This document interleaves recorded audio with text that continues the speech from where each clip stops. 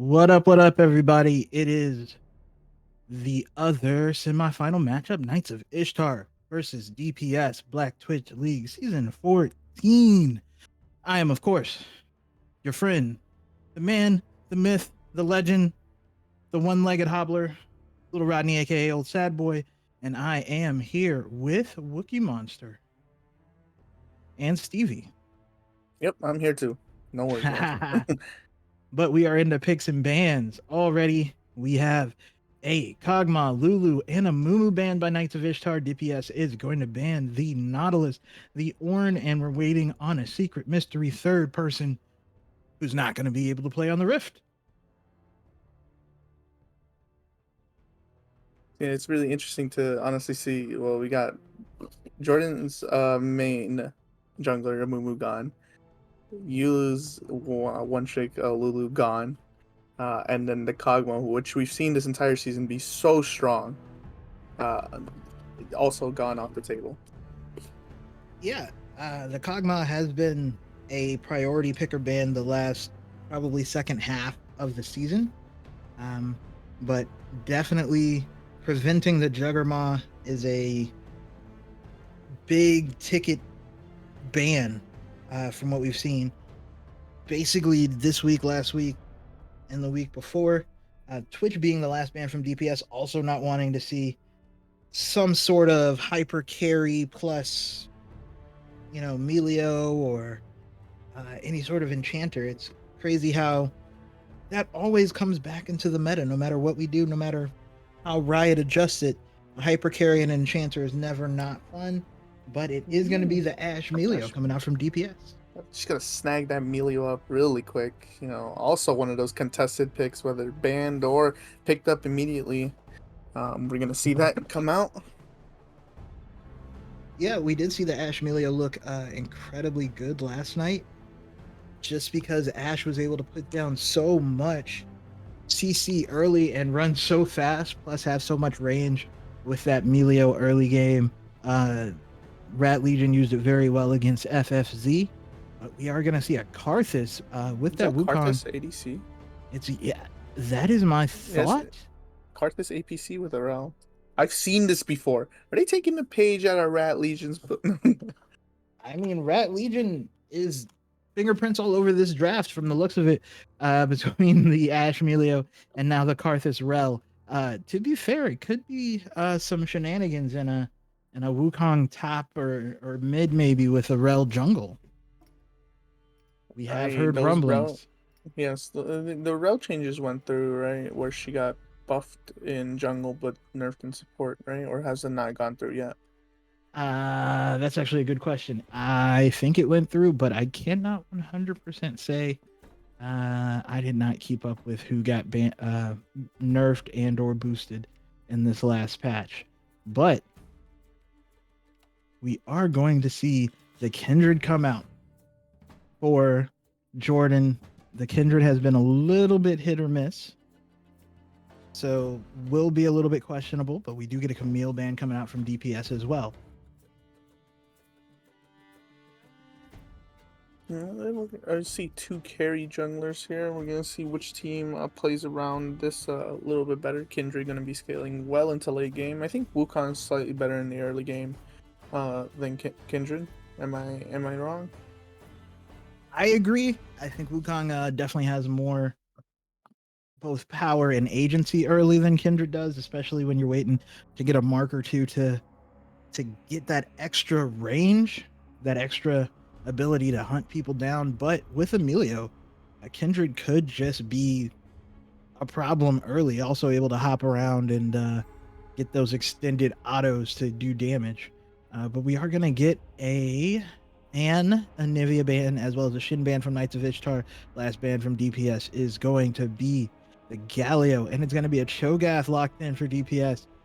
Most likely going in the top lane. We do have it looks like it's going to be a little bit of a switcheroo. Last Shyvana going top lane, Hugert going mid. We did see that during the gauntlet as well. Yes, it was a change that was honestly probably the best thing that DPS could have done in terms of switching. having that stability in the mid lane in terms of prio, in terms of just not dying as much. It really has changed the dynamic of how they play the game. Absolutely has. It is definitely. Uh, Also, it was mentioned that Kugert is a little more active around the map than Last Shyvana is in the early and mid game, where Last Shyvana would kind of be in lane to lane. Kugert will get out and help the rest of the team in skirmishes and so on, which is a has been a boon for the rest of the team as far as making sure that they're able to secure objectives and win early skirmishes. But we are going to see a Syndra and a Fiora locked in for Knights of Ishtar. So that Cho'Gath already under threat, under pressure. Fiora, a very good champion into big tanky boys like Cho'Gath. Yeah, not only that, but plenty of damage on the side of KOI here. You got Karthus, you got the Syndra. DPS is really gonna have to play around this Kindred and even the Cassiopeia. This is going to be she's going to need to pop off here, and lay that damage down to get rid of whatever front line they're gonna have, which is most likely the Rel and the Wukong. Yeah, it's also going to be really important. We've seen some Cassiopeia ultimates not be as impactful as maybe hoped for uh, over the past couple times we've seen Cassiopeia. So it's going to be really important to see how that plays out for DPS. I guess though, and I didn't factor this in, but it could technically be Cassiopeia top and Cho'Gath mid. Those are things that people do play on a semi-regular basis. So don't want to get too far ahead of ourselves quite yet. And here's the thing: if there's one thing I know about DPS, is that their captain, Your Bad Connection, plays a very simple game of League of Legends. It's basically top tank, weak side always, and then mid has to be high damage. So unfortunately, I believe it's gonna be top Cho'Gath, mid Cassiopeia, just because of how traditional he wants to play the game. There's only one way that Your Bad Connection likes to play the game, and he says it's the right way. So that's a thing I've discussed with other people that so what happens is one of the things that the issues when putting together teams is that most people there's like a bazillion different ways to win a game of League of Legends. Most people have like three ways that they really are comfortable with. And what'll happen you'll see in a lot of teams is that early on in the season one person or multiple people will be like we should go plan B. Plan B is the best way to win games. And there's one person who's like plan A, that's the simplest plan. It's the plan we all know. And then one person's like I only know how to play X. I only know how to play X style. And then there's one person who's just like can we just get along? So it's really interesting when people are like, hey, it should just kind of go this way, and they have 4 or 5 other people who will buy into it. That's when you get these teams that look really clean and really together, I guess you'd say, because no one, everyone's on kind of one vibe for how the game should be playing out. How no one's going, hey, why can't I get any jungle attention or any help? No one's going, we should be 1-3-1 right now. So that's just a kind of an interesting thing when you think about the way that these teams come together. Yeah, 100%. And the mind behind DPS as a team is Your Bad Connection, and you know he just currently he has a bunch of insight into macro wise, and then just the game in general, and he conjures up these. He takes time, like this man's in Discord for like hours thinking of drafts, every possible thing, and it's like I'm just like, all right, you can do that. I'm just gonna go eat. That is fair enough. But And as we're slowly getting to the spectator delay, real quick, looking at both of these team comps, how are you feeling this game is going to play out?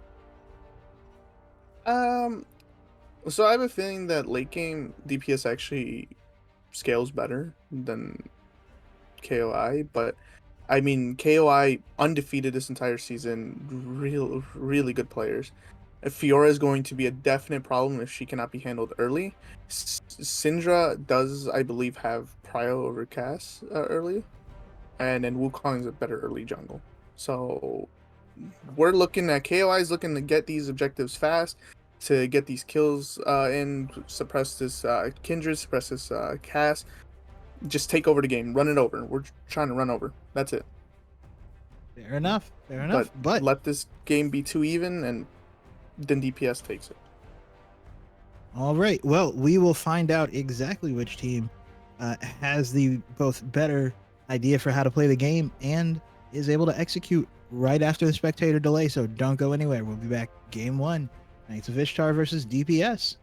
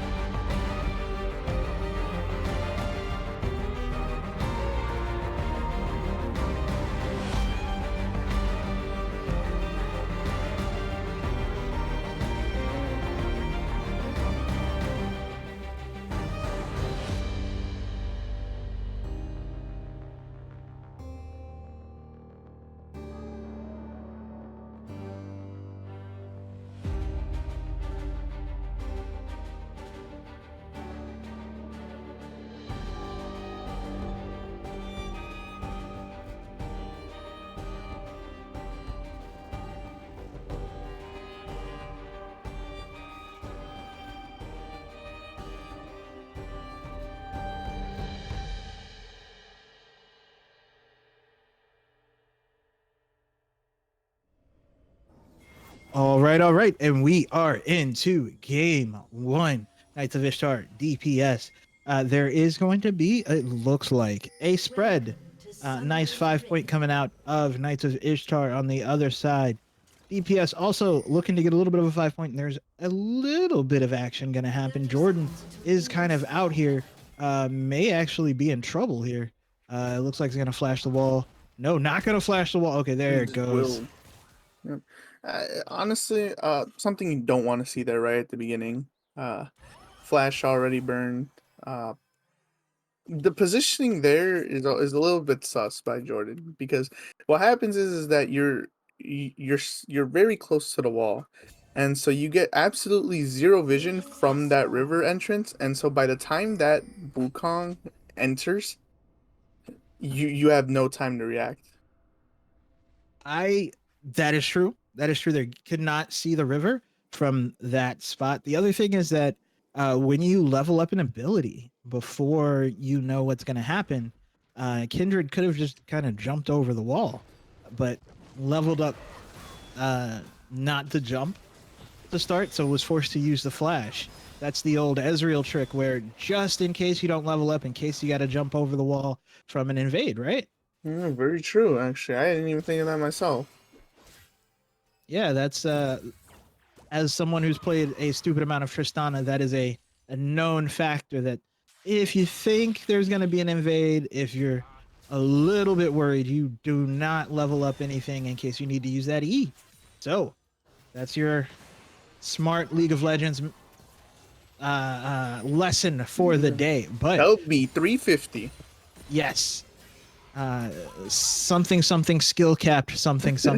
But Tygoon is onto last Shyvana and already showing that yes, Fiora is a problem for Cho'Gath. Cho'Gath getting zoned off that wave pretty hard. Does hit level 2 though, but just not going to be able to auto the wave. Not going to be able to farm up at all. I'm surprised at the rune choice here of going grasp by the Cho'Gath. Not really going to be getting those grasp rocks. But hey, what Cho'Gath just needs to do here is play safe, get that XP, get CS when you can, don't die. Because the moment he dies, that lane's basically over. Stepped up for an auto and took a chunk of damage. The other thing is Cho'Gath passive does allow for a solid amount of healing and mana regen when you kill a minion, but Fiora is going to trade on you a lot more than you're going to heal on those minions. In the bot side, you see your bad connection and Yulu doing amounts of work that I would consider large to chicken the wing. The top lane here, we're actually seeing a little bit of a skirmish. I'm just going to scare him and let Fiora know that I am still here and that and don't bully my Cho'Gath a little too hard. but Fiora now on a small little roam timer, having all that pressure topside. Yeah, is going to be able to help make sure that mark is not going to be Kindred's mark. You also see that Cho'Gath is down 12 CS already. 3-4 waves into the game. That's not a good sign at all. But yeah, the mark is going to be denied from Jordan on the Kindred. So that first supposed easy mark is not going to be easy at all. Yeah, on top of which is going to get double scuttled. Frostbite taking a lot of damage down here, though, between your bad connection and Yulu. This poke is absolutely insufferable. We saw this last night with Rat Legion running this same bot lane, but yeah, you playing any sort of missing the knockback with Emilio, and already they're really low on mana here. They are low on mana, but they are gonna force. Oh no, she used the ghost. The Ashe used the ghost is still going forward though. There comes the heal from Yulu. Voperto is in some serious damage. Danger is going to be forced to flash away. So that is 2 summoners used for the heal from Chicken the Wing and the flash from Voperto. A very nice 2v3 there by the bot lane of DPS. And are we trying to force something here? I don't know if this is going to be a good idea. There's oh no, Cho'Gath still having just not a fun time, and now the wave is pushing away. May wind up getting zoned off for realsies this time. But yeah, no dive going to happen in the bot lane. Diving a Karthus when you are not strong is going to be a rough day. Karthus will get that kill back almost always. Last Shyvana, though, is at least equalizing the loss of CS from earlier, is now going to be able to get within 10, assuming can collect some of these minions that are stacking up here. Oh yes, and like I said earlier, the point here is to not die if you're Last Shyvana. Just Cho'Gath scales really well into the mid to late game. Yes, Fiora will still chunk you for the max percent health damage that she does. And we see a little bit of skirmish here in the river. Yeah, Ventro is already level 6 though, so I don't know if you want to take this fight. Actually, both mid laners are level 6, have used their teleport to get back into lane, but we are going to see, looks like this Cloud Drake is going to go over to the side of DPS. Both junglers have already got their backs off, gotten their sheens. Both mid laners have gotten their first component as well, and Cougar is onto Ventro. Ventro is going to use that Scatter of the Weak to apply a little bit of disengage there, just to make sure that the Cassiopeia cannot hunt him down. But Dragon, easy take, no kills, no deaths, just trading of damage a little bit. But that's going to be the teleport from Last Shyvana coming back into the top lane now, going to try to continue to survive, only going for the Crystalline Bracer, not going for the initial Bramble Vest. I would think would be very good to take into Fiora, and not getting the auto to get the proc of the Grasp of the Undying. That feels bad. Oh no, you can't cue the wave like that. You can't cue the wave like that. No. Last Shyvana forced to flash away, trying to not let that last proc go off, is going to live. That grand challenge, not enough. All things considered on how that went in the top lane, even though the wave is still, it's pushing slowly, but it's frozen for now, and with no TP, this lane's basically over. But at least, you know, Fiora didn't get any gold off of the kill. Yeah, I mean, and did get the ultimate out of Fiora. That is a pretty solid cooldown. Fiora did, in fact, start that once you saw Last Shyvana use the ultimate on a minion for that feast stack. So a good use of the timing, knowing that that is basically all of the kill pressure. But it looks like it's going to be a fight going on here around this Rift Herald. The ultimate coming out from Ashe, not going to hit, but we see all members of DPS up here around this top side, playing on this top to mid. Voperto going to be forced to jump over the wall as Cougar is just chasing him out of the jungle. That's going to be the teleport out of Fiora, but it looks like it's going to be 1, a tower plate, and 2, a Rift Herald going over the way of DPS. Yeah, and this is interesting to see because we thought they were going to have more early game prio here, and that's what I kind of expected, so that they could get these objectives early. I will say, I don't like. So Last Shyvana kind of just walked up, and had already used the ultimate, and didn't have it available for the Rift Herald. Used the feast stack again on a minion, but Tygoon might be caught out here. Jordan and Yulu fighting Tygoon. Tygoon forced the flash away. Voperto goes in with the Cyclone. Jordan is going to use the Lamb's Respite. Ventro is now here. That is going to be Jordan getting the first blood, but 2 go down. Oh, and Ventro takes 2 on the other side. We see Chicken the Wing here now. Your bad connection up here. Your bad connection is alone. The crash down's not going to land from Chicken the Wing, though. Very well played. That was the ghost out of your bad connection, but it's going to be enough to survive. And that is going to be a 2 for 2. And we saw there the power of a Karthus R, just, you know, sending everyone to just low enough health that, hey, even if this is a 2v2 fight, it's actually a 3v2 fight when Karthus is still alive and has ult. That is very, very true. That Karthus ult, absolutely useful, and that is a kill and an assist for Frostbite without ever having to join the fight. You love to see it. Free gold every time you see somebody looking a little bit low. Also did have that Dark Harvest stack, so does get to 1 Dark Harvest stack. But 1 is better than 0 for sure. We do now see the Bramble Vest coming in for Last Shyvana. And we have the Lost Chapter coming in for Frostbite. The complete. Oh, that's going to be the Crystalline Arrow going to land, and the knockback is going to land as well onto Ventro, and Ventro's going to go down. Kugert is going to be able to take the kill. Does not have to use the ultimate there in the mid lane as well. Petrifying Gaze still available. The Rift Herald going to be dropped. DPS playing around the map very, very well, using those ultimates, those skills, and the roams.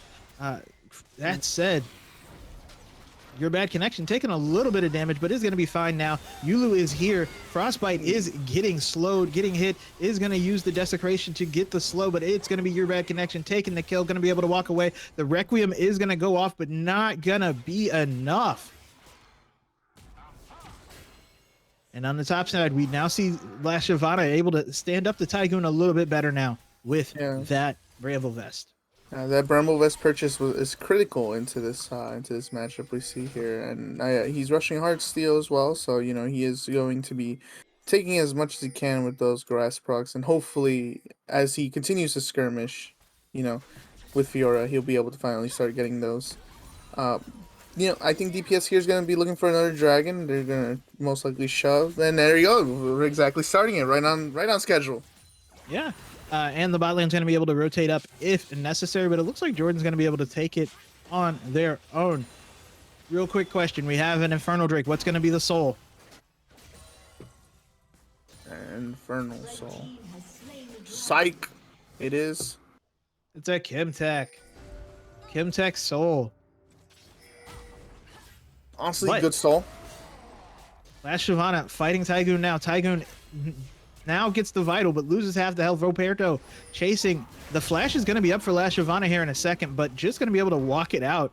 Not worried at all. And Annette is just going to back. Yes, he gets TP in probably like 10 seconds. He'll be able to TP back to lane, even if Fiora freezes here. I mean, he already knows that he's lost like a bunch of the wave, right? That is very true. So, actually, looks like he's going to walk it out. Just walk back to lane. Going to save the TP maybe for a slightly later fight. As in the bot lane, we do now get Ashe backing, probably going to get her first item component. Ventro still hasn't finished first item. Hugert does have the completed catalyst. Rod of Ages from the catalyst. There is, of course, the Trinity Force here for Jordan. You already mentioned it's going to be Last Shyvana. Looks like we're moving towards that hard steel. Kraken Slayer is going to come in for your bad connection. The Bandlegas Mirror is finished for Yulu. Could go a couple different ways there. But there's a lot of members around this bottom side for Knights of Ishtar. Possibly looking to make a play, but there's no objective down there. I'm not quite sure what they're looking for or who they're trying to find. Maybe trying to get into Jordan's jungle. Yes. Gonna take the blue buff away. Maybe be able to put a little bit of pressure. It's taken a little while. Here comes the rest of the team now. But they do get it. Voperto able to take the blue buff, walk away. Well, we have a second. Jordan does have 2 marks. Needs a couple more. Or one more, excuse me. I think it's after the 3rd one, from what I know. Yeah, I thought it was 3rd and then every 3. But every 3 marks after the 4th grants further 25. Okay. So after 4 marks, Kindred gains 75 attack range. Oh, little gank on the top lane here. Yeah, the gank on the top lane. For the first time, we're gonna see them go on the offensive here, but with ult up, it's gonna go up. Ooh, very well done. Yulu barely able to live thanks to the campfire. The Requiem also does not take down Last Shyvana. Last Shyvana does not get the feast on the Fiora, but still does enough to live and get the kill. So, again, the rotations coming out from DPS. Very well calculated. Ventro hanging out here. That's going to be the Crystalline Arrow. The Scatter of the Weak is going to scatter Jordan, but it's not going to be enough. Jordan's going to be able to get the kill. That should be another mark. Looked like, yeah, that's going to be the 3rd mark coming out. Kuger's going to hold this bot lane, and it should be the Rift Herald going for DPS as well, with the mid laner dead for Knights of Ishtar. DPS playing the map exceptionally well. This is exactly what you want to see here, and then they're gonna get yet another objective. So far, I believe 0 objectives for KOI. What we thought was going to be a very strong early game from KOI has turned into absolutely not that. And now, Cho'Gath's actually like doing damage here to Fiora. Yeah. Like, Is go on. Oh no, go ahead. I was just gonna say It's a coin flip now. Like, I mean, at this point, it's a skill matchup, right? No longer does Fiora just have the easy lane stomp. Yeah, but it looks like it is gonna be Voperto heading up. Is getting pinged. Last Shyvana trying to get that feast stack is not going to happen, but there is Jordan coming through. Is going to provide at least some peel. Is trying to get onto Voperto, and that is going to be Tycoon going down, going to be feasted on Last Shyvana, getting the kill, and they are able to win the 2v2. We see Voperto having to run away. That is going to be the flash out of Jordan, trying to get that last auto, but the rest of Knights of Ishtar coming up in the top lane here, trying to see if they can finish off this kill. Not going to get anything. It's going to allow Your Bad Connection more free time in this mid lane.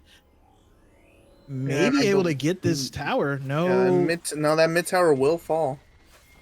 Before. Yep. I thought Chicken the Wing was going to come down, but instead it's going to choose to reset. And now we have a third dragon. Yulu trying to guard that mark that Kindred wants. This might be the fight. We do have Voperto coming up there as well, trying to contest it. Not sure who got it. She has 4 marks now. But was that mark from up top no, or that mark was from top? That mark was from top.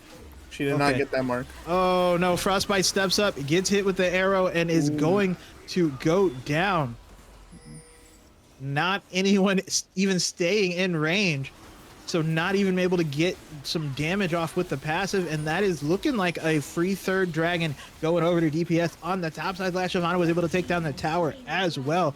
That is a really, really large void monster up there. Yeah, Cho'Gath getting a little big here. And Fiora's gonna come down and try and be like, yep, get off the blue, please. Oh my god, that chunk. Yulu is here, and now it is going to be Tygoon running away. Chicken the Wing under the tower. On the bot lane here. Yeah, Rift Herald is going to be dropped, but I don't know why Chicken the Wing stayed around there, and it looks like they may be able to get this second charge as well. Hugert and Jordan escorting the Rift Herald in. Yep, second charge going to go off. They're going to start walking around into the jungle that has already been cleared. Very well done from DPS.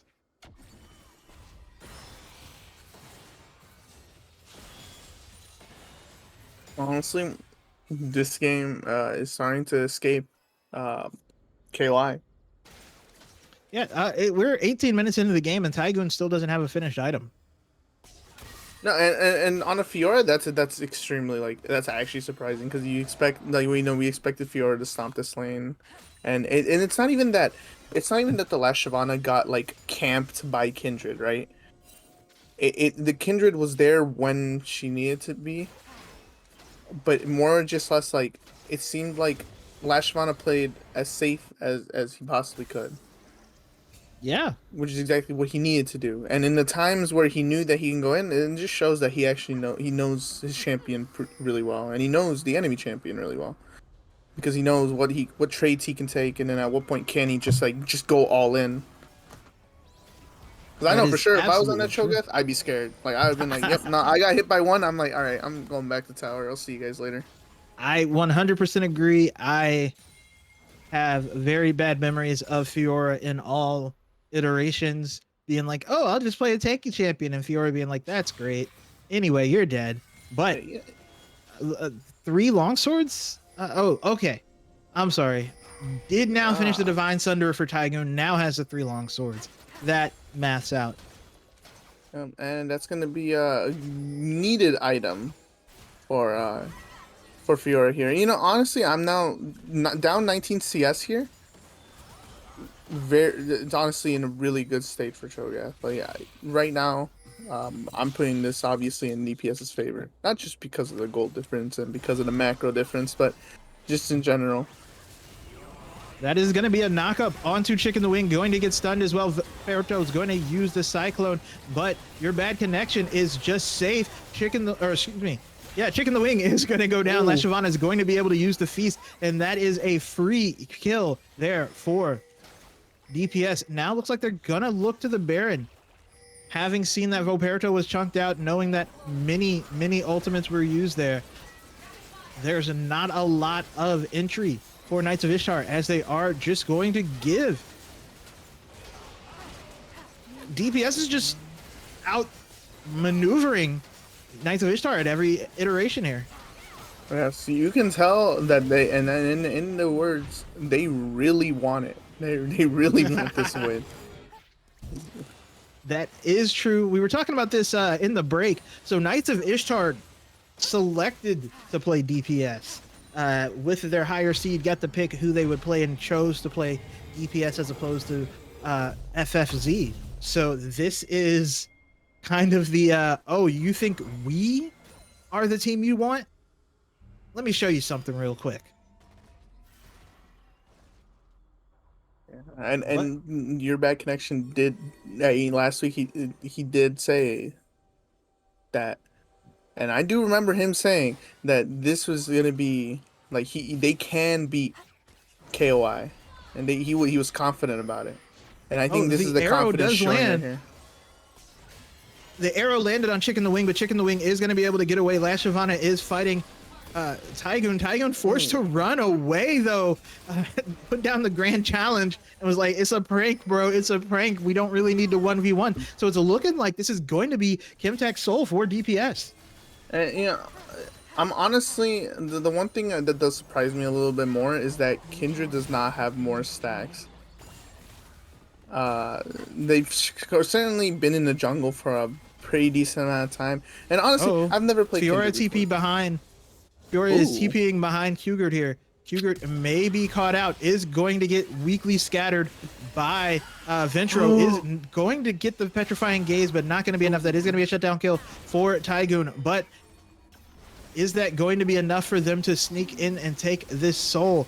It is going to be taken down. Voperto goes over the wall, is going to use a Cyclone, but it's not going to be enough, is just going to die, and that is going to be Lashavana getting another feast stack off on. And that's the Frostbite. are coming down.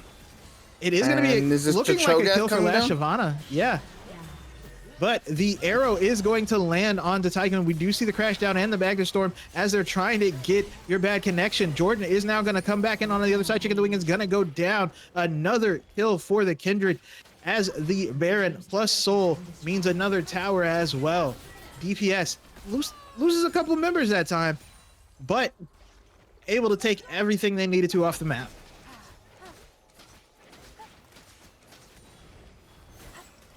Yeah. And now we're gonna start seeing this scaling from Kindred come out, especially as, you know, as more and more resources get taken from both sides of the jungle. There, it's looking more and more like this game is just gonna run away from them. I think. Bit of a greedy back from your bad connection, but gets out nonetheless. That Baron empowered recall just enough. But now we do see the death cap coming in, and 4 Qgurt did not finish the mana item, instead going for the death cap just for the added damage immediately. I guess seeing that this game could maybe end fast enough, does not need to go for more scaling items. Yeah, and honestly, that's knowing how far this game's gone and how much they're currently I don't like using the word stomping. Death cap is essentially the item here that if he wanted to he afford, then take it. That arrow is gonna hit, and another knockup by the Cho'Gath. That's a dead Garthus. Your bad connection does take the kill. The feast not quite up yet, but Lashavana does have like 5,000 HP almost. Is just going to be way too big. But anytime someone is caught out, your bad connection is throwing that arrow and landing it onto whoever they see in not the right position. Speaking of not the right position, Last Shyvana is going to be alone, is going to be forced to use the knockup. It's not going to be enough. Jordan is now going to get stuck in the Bagger Storm, but it is Chicken the Wing who's actually getting caught out. The damage coming from your bad connection and Jordan just too much. Boperto is going to go down as well. Double kill for the Kindred, and I don't know that there's anything left for Knights of Ishtar to do.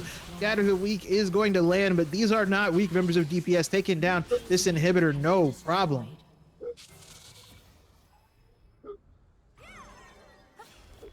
Oh my goodness. And the Baron's up in a minute 25. Looks like they're going to reset. Hanging out the Baron timer already. Jordan looking to see if there's anything to steal as well. Just very, very clinical play from DPS, making the right call, the right choice, and the right rotation almost every time. Just outplaying Knights of Ishtar here, like in every aspect of the game. It's gonna honestly, what changes? Like, because we know obviously we're going to a game 2. What changes do you want to see in coming into this? Like after seeing what's gone on here. I'm actually not sure. So, one, I don't think the Karthus was the hit that they were hoping for from Knights of Ishtar. That would be maybe the first thing. I see the 1v1 here in the bot lane. Last Shyvana may go down. Tygoon, he's gonna get eaten. Oh no. Feels bad. Feels real bad. And the Requiem is not going to be enough. Last Shyvana still survives with about 200 health. But yeah, I think first off, the Karthus not good. Just not having the game you kind of want. Boperto is going to step up here and immediately step away, going to use that clone. Use the Shadow Jitsu. Coming out. Cho'Gath, the feast is almost back up too. The cooldown very, very low at this point in the game. If needed, but it's not going to be needed. No. And there goes another Baron. Yeah, I wonder if they're going to chase this Wukong down. Oh, there's going to be the arrow coming out, and that is going to be Wukong on the backside is going to go in, going to go out.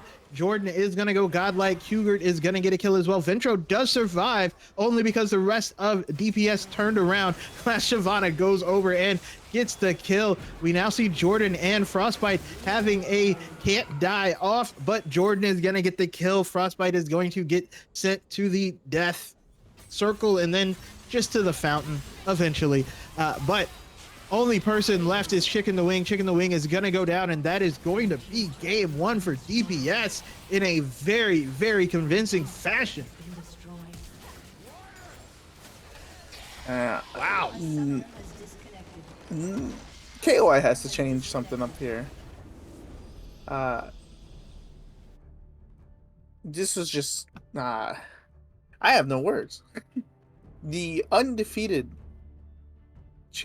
basically the undefeated team of this week just went down in a fashion that you wouldn't expect an undefeated team to go down in. I mean, they have lost individual games, so but in a fashion like this, you are correct. Not looking like this, but they have lost individual games, so it's not like out of the question for them to bounce back and win the series. But I do agree 100%. I think, I don't know, the Karthus maybe wasn't the bestest plan. I mean, it's also the Wukong was just not nearly as active as you would think in the early game as we both thought. So now we're kind of to point out KOI has lost one game, like one individual game, and it was their first game of the season. They haven't lost since then. Ooh, that I'm pretty sure. I'm going through. So they only lost one game, and it was their very first game they played. So this is basically. Someone in chat can correct me. I'm pretty sure that's true. Wow! I did not realize that was the only loss of the season. But so yeah, they haven't lost in 2 months. So well, look at that. Even gods can bleed, I guess. But We will be back for game 2, and we will find out if Knights of Ishtar can turn this around or if DPS is going to go up 2-0. So stay with us and do not go anywhere.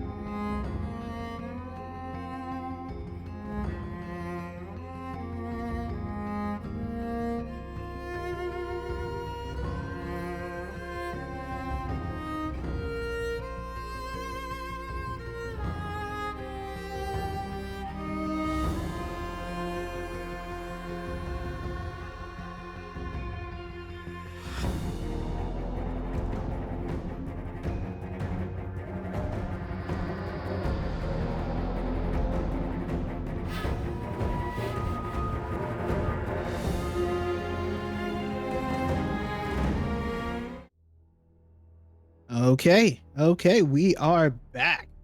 Game 2, DPS now on the blue side, Knights of Ishtar on the red, picking bands, looking mighty familiar. We have the Nautilus and the Orange band by DPS. We have Knights of Ishtar banning the Kog'Maw, but the first change is we're going to see a Wukong ban come out by Knights of Ishtar. The Twitch still banned by DPS. So DPS, the same bans Knights of Ishtar. I guess Wukong is just that big of a priority. If you can't first pick it, you ban it. I don't know if it looked that strong last game, but I trust their judgment. I mean, it's interesting to see that because from what I know, and let me do a quick research here. I believe Jordan does play Wukong. I mean, that seems reasonable, but we are going to see the Amumu ban. They are not letting Jordan on that Amumu at all. Has looked very good on Amumu, but is going to first pick Kindred instead. I mean, seems kind of to be one of those things where it's a pick your poison. Yeah. Honestly, the Kindred worked out really well that game, last game. It was insanely. It popped off. Props, kudos to her. But we're gonna see KOI lock in Emilio immediately, as we said, one of those contested picks. I wonder if I know we talked about last game how Emilio really facilitates Kindred, and we need to see here with Emilio on the other side, is that gonna be enough for the Kindred to just pop off? That is a really good question. If the Kindred, well, we're gonna get a Soraka. Knights of Ishtar taking the Graves and the Emilio, like you said. We are gonna get DPS on the Soraka. So if they take one friend of healing, you take the other, I guess. Interesting. We haven't seen a Soraka that much this season. I think maybe only one game, like as a whole. And the main of Your Bad Connection coming out, the Tristana. You know, just because I like to sound smart, I bet if you ask Your Bad Connection about it, would tell you that yes, you should not level a skill until you know if you're going to get aggressed on or not, just so Yeah. you could jump over the wall. Yeah, I can actually hear it. I can hear it in his voice. In his pleasant voice, I can hear it exactly. He's like this. You know, if you don't level up any abilities before your first skirmish, then you can choose an ability that allows you to escape or CC or do more damage. Yeah, see, he knows. He knows. Yeah. The fictional Your Bad Connection knows exactly what you should be doing in that situation. But it is going to be a Mordekaiser locked in for Knights of Ishtar. And then they're going to ban the Anivia. I actually don't like that. If you're going to pick the Mordekaiser third, you ban 2 counters, yes? Question mark? Yeah. Honestly, I'm trying to figure out who plays Anivia on that side. I think that's Quaker. That is a solid maybe, but I am not sure as well. Let's see. Well, let me do your research. Yeah, he does. 41 games played, 52% win rate on Anivia. So yeah, he knows how to play Anivia, and this could. I mean, Anivia always it's good scaling, wall. Once you separate one person on the team, then that person gets blown up immediately. It's automatically a 4v5. You'd rather not deal with it. I mean, yes, I believe Anivia is the best champion in the game, but that's just a personal opinion. That's crazy. Anivia is one of, I would say, the most fair champions in the game. That's even crazier. It is. Anivia is entirely fair. She makes a wall. There's a lot of champions that are BS. You know who's fair? Vel'Koz. Vel'Koz is also fairly fair, yes. But Anivia has strengths and has weaknesses, and they are what they are.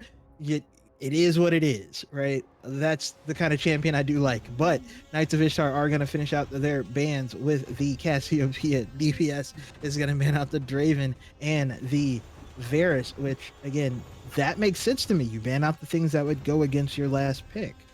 But Knights of Ishtar locking the Aphelios, DPS taking the Orianna and the Shin. It's an interesting comp. I believe here's an 80. No, not 80. Mid pick here. Yeah, it is going to be a counter pick. What do you want to look here? What do you want to see against Orianna? What do you think this team needs before they pick? Got 6 seconds. Well, it looks like it's gonna be the Vygar, and that's actually, I think, a good pick. Something that can take one person and delete them. I would have said maybe an assassin, but Vygar is basically an assassin at a certain point where it's just like, oh, I noticed you were in range. You're not in range anymore. You're dead. I mean, I think it's a fairly good decision there to take that Vygar. I think it'll work out pretty well, all things considered. Oh yeah, it definitely provides crowd control, damage, scaling. It's gonna be really nice because here we have we have Shen R, so we have engage from that, and then we have Kindred. Vhagar puts up his cage, and all of a sudden, hey, whoa, chill, you gotta wait a minute. Red light, green light here.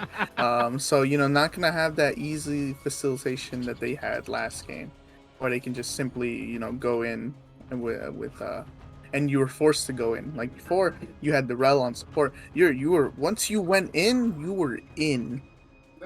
In this case, everyone's gonna play a little bit farther back. Everyone here is gonna be looking for picks. This is what this game's gonna be. It's gonna be, can we pick someone off? If we pick someone off, we win the team fight. I think so as well. And the other thing is, with Vygar, you are going to get time to scale. There's not a lot of people on DPS who are looking like, immediately level 3 through 12 is just, this is when I win, So I think I like Knights of Ishtar's draft a lot better. That said, I feel like neither team went kind of like the big all in for team fighting. Especially Orianna, there's not a big everybody stops moving so you can just drop that shockwave on 8 people. Mm-hmm. I forgot about Orianna Shockwave.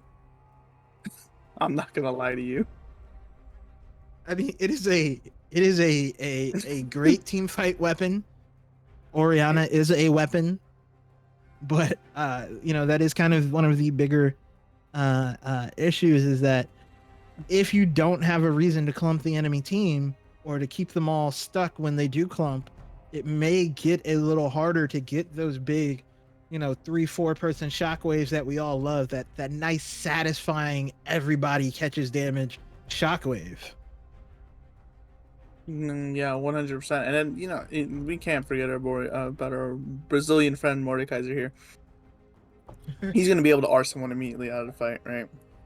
So whether it's most likely, I'm foreseeing either Tristana gets R'd out or Kindred gets R out.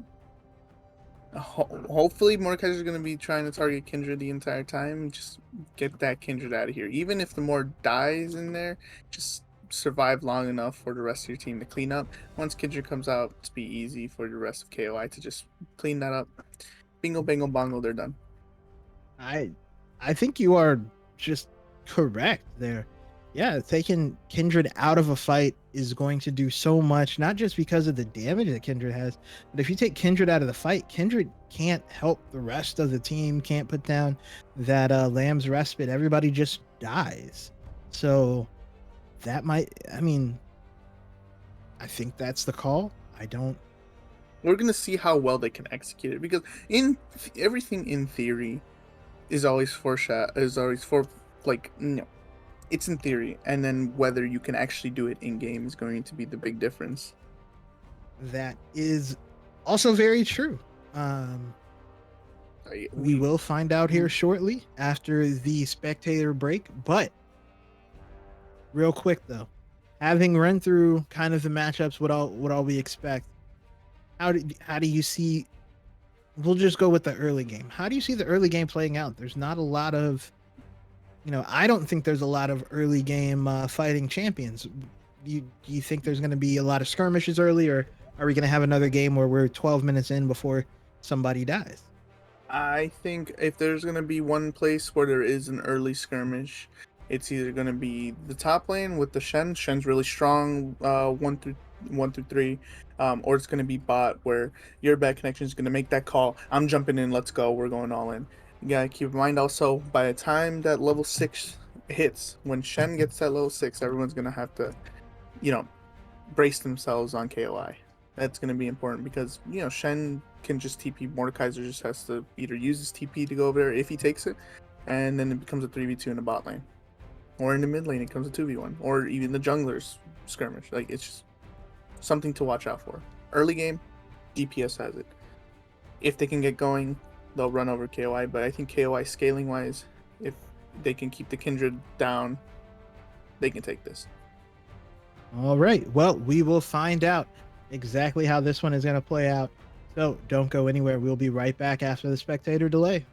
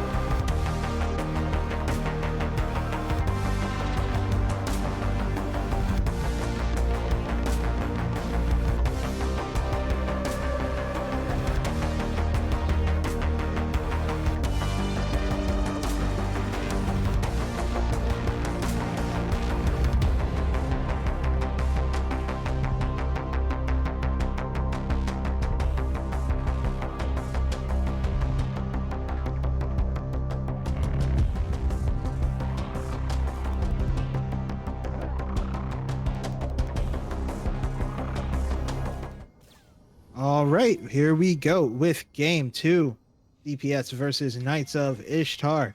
And we are seeing another 5-point. Hopefully this is executed a little bit better here on the side of DPS. We do now see them able to see into the river, so maybe no early flash is going to be used. Ventro looking to get some early Q action. Not going to happen. Yulu walking towards him now. They're getting collapsed on. What are you doing? Don't know if this was, You gave him some bonus AP. That's not cool. Yeah, now he has as opposed to 0 AP. He has 1 AP. If somebody barely dies, I want you to remember this moment right here, because I This am gonna was the shout it turning out. point. That was what turned the whole game, the whole game. But this taunt, a little annoying, not gonna lie. But Oh yeah. we do now see everyone is safe and secure. Looks like it's going to be a late deep ward gotten from Tygoon just to spot out where Jordan is starting. Both junglers starting on their blue buffs. Last Shyvana and Tygoon hanging out, being friends. Oh. The pull through, the 3 Strong hits. time, bro. Shen Last is Shyvana. stronger than Mordekaiser at early game. Oh, get that. Yeah, there it goes. There's the pull through again. There's the 3 hits. There's a bunch of damage off of Tygoon early. That is not how you wanted to go. You do also see your bad connection able to get all 6 minions before Frostbite has access to 1. Oh, the poke coming out from this bot lane of DPS has been super strong and continues to be stronger. Hugert able to get a little bit of poke there with the Orianna ball. That is going to be level 2 from the bot lane, and they are spotting out that that Volperto is on this blue buff. Tries to jump over the wall, but Volperto able to dash backwards. Oh, they're not going to get him. Rotate at the Veigar here. It's going to stop the Orianna from rotating. And is he going to get out? Yeah, he's going to get out. Going to be just fine. No way he finishes this too. He's going to go back. Well, Jordan also taking her on, going to take his top red. And Jordan did get an extra camp on her top side, but is now just kind of hanging out. Is going to be spotted here on this ward. So took an extra camp on her own top side, but is not going to get the extra camp on the top side for And he's Graves. Still going. I love it. Yeah. Double down, triple down, quadruple down. Well, he might actually come here for the gank here. Looking like it. I don't know that that's a gank that's going to work out. Your bot lane is very far away. But now they are going to be able to jump back in and surprise them. Volperto is going to get some damage on to your bad connection. Yulu going to keep him safe. Going to wind up having to use the heal, but that is all the summoners out of the bot lane there for DPS. And they picked the right side. The right side was picked. They are going to be able to deny that Kindred mark. That's bad luck. The first mark being taken away from Kindred just like the last game. And so now Kindred back into the top side there of Graves, just kind of trading Graves coming in here. In the most dramatic way possible. Last Shyvana getting a little bit of a trade. Hugert is stuck here, is going to get hit with that wall bang, and is now going to be maybe caught out. Is trying to get away. There's going to be Jordan coming back now. Volperto is taking a chunk of damage and is trying to decide, did not pick the right target, and is going to go down. And we see Last Shyvana and Tygoon fighting in the river, but it is again going to be that first blood for DPS after a skirmish in the river. Yeah, honestly, there needed to be a little bit more vision in the top side there, to know that Kindred was coming down. Honestly, I think he was riding high off of, I just had a successful as successful can be in the bot lane, right? You got both summoners pose of both support and the ADC. And then he's like, you know what, this Orianna's caught out. Veigar cage went down perfectly. Let's just kill her too. Yeah. And Hugert didn't even have to use the Last Shyvana just smacking with that Vorpal Blade there. But yeah, Hugert didn't even have to use the flash there in the mid lane. Just kept the calm, was able to sidestep and go ahead and get that assist gold. I do think Volperto and Ventro did not choose the right friend to attack there at the right time. Did look a little uncoordinated. Last Shyvana losing all of that trade advantage in one trade with Tygoon there. But it is going to be a dragon going over to Jordan with some help from Yulu. Not going to be spotted a gank, instead going in the mid lane for Volperto, not looking at this jungle area, and may actually pay for it. Kugert is going to walk him down into it, and that is going to be the Oh. shockwave, and that is going to be the kill. Kugert is able to get that kill with a little bit of help from Yulu, and the dragon is still going to go over. Voperto not having the ideal start to the game. And that's gonna be chicken the wing. Oh, getting caught out here in the jungle. Will he be able to make it to the tower? I don't think so. Oh, never No. mind. I lied, guys. And now Veigar is coming down. There is Now a he wants little... I don't think he's going to get there. Yeah, do I want a piece of the pie? Do I not want a piece of the pie? I should farm because I scale, but I don't know. Might get yelled at by my team if I don't go. He's going to pick the farm either way, though. I think you just... If you are playing with the good parts of your brain, you're okay with Veigar. Just get your gold right now. But again, another mark being denied there by Voperto is going to prevent Jordan from continuing to scale up. Basically, as just one mark, and I think it was from that kill in the mid lane skirmish there. But yeah, and now, oh wow, and now we're gonna get a side switch. Yeah. They're looking on the Shin side here. Tygoon is actually proxying this wave while Voperto takes the topside jungle away from Jordan. I don't know if Jordan is aware. We'll find out really soon, though. I think they might have seen it over the wall, but maybe not. Oh, doesn't know. Is actually walking up here to this topside because it is time for the every game rotation that comes out by DPS, Yep. where they start looking for the Rift Herald right on spawn at 8 minutes. So no, is not going to find out until too late, but that is going to be a very nice taunt from the Shin. Is going to get that Spirit Refuge as well. Going to be perfectly healthy. Rift Herald looking like going to go over. Maybe Voperto is able to get this steal. Not looking at it, though. Instead, going to take the blue buff, and that is yet again going to be the early Rift Herald taken by DPS. They are going to give up some plates there in the bot lane, though. So not as effective as we have seen from them. Last Shyvana just up here hanging out. Well, fortunately, it's only going to be one at the moment. Quaker's going to come down here bot and, defend this tower. Wow, they do a little bit of an invade. We do a little bit of invading here. Oh, I don't like this at all. What is Jordan doing? What is she cooking? You got to get out. Survives, but barely just walks through. I'm surprised she didn't use any summoners for that. She just walked out.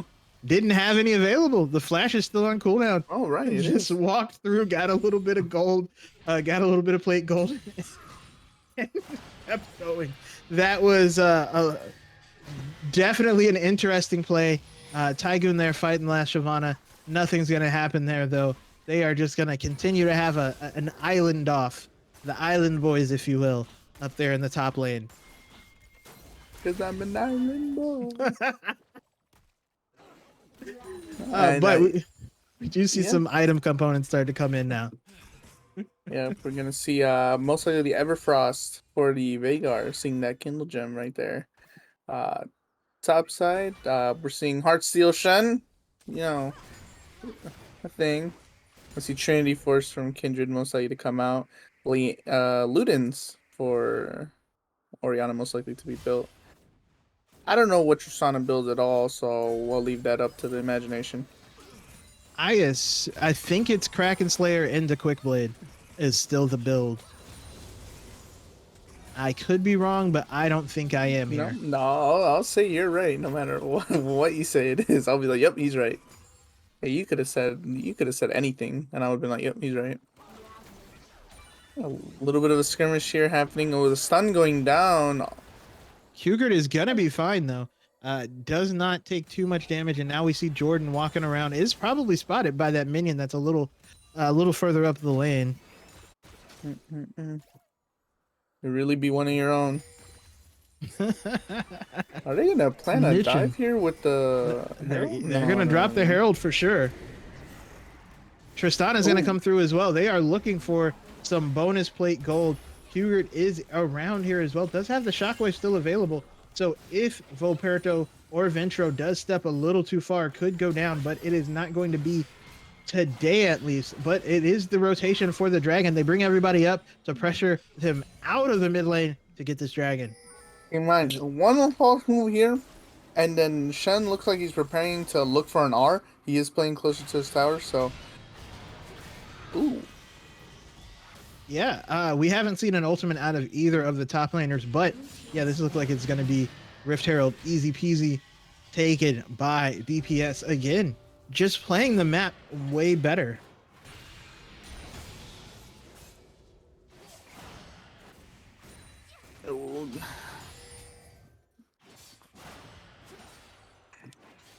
So looking bot side here, Graves just taking a little bit of time. He knows. He's going to come over that wall, but I think Jordan's going to meet him there. Oh, he changes his mind now. That's currently Yulu still out of vision here, and will the Kindred join? No, Kindred's just gonna walk up. You know, they do a little walking, a little chilling, looking for any opportunity here. It might come here with the Veigar actually. If Veigar steps up a little too much, the pings come out for it.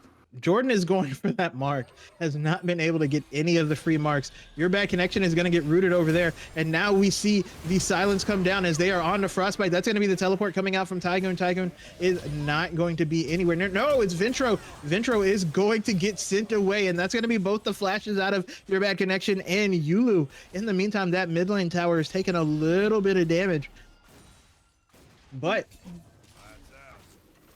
not going to be enough.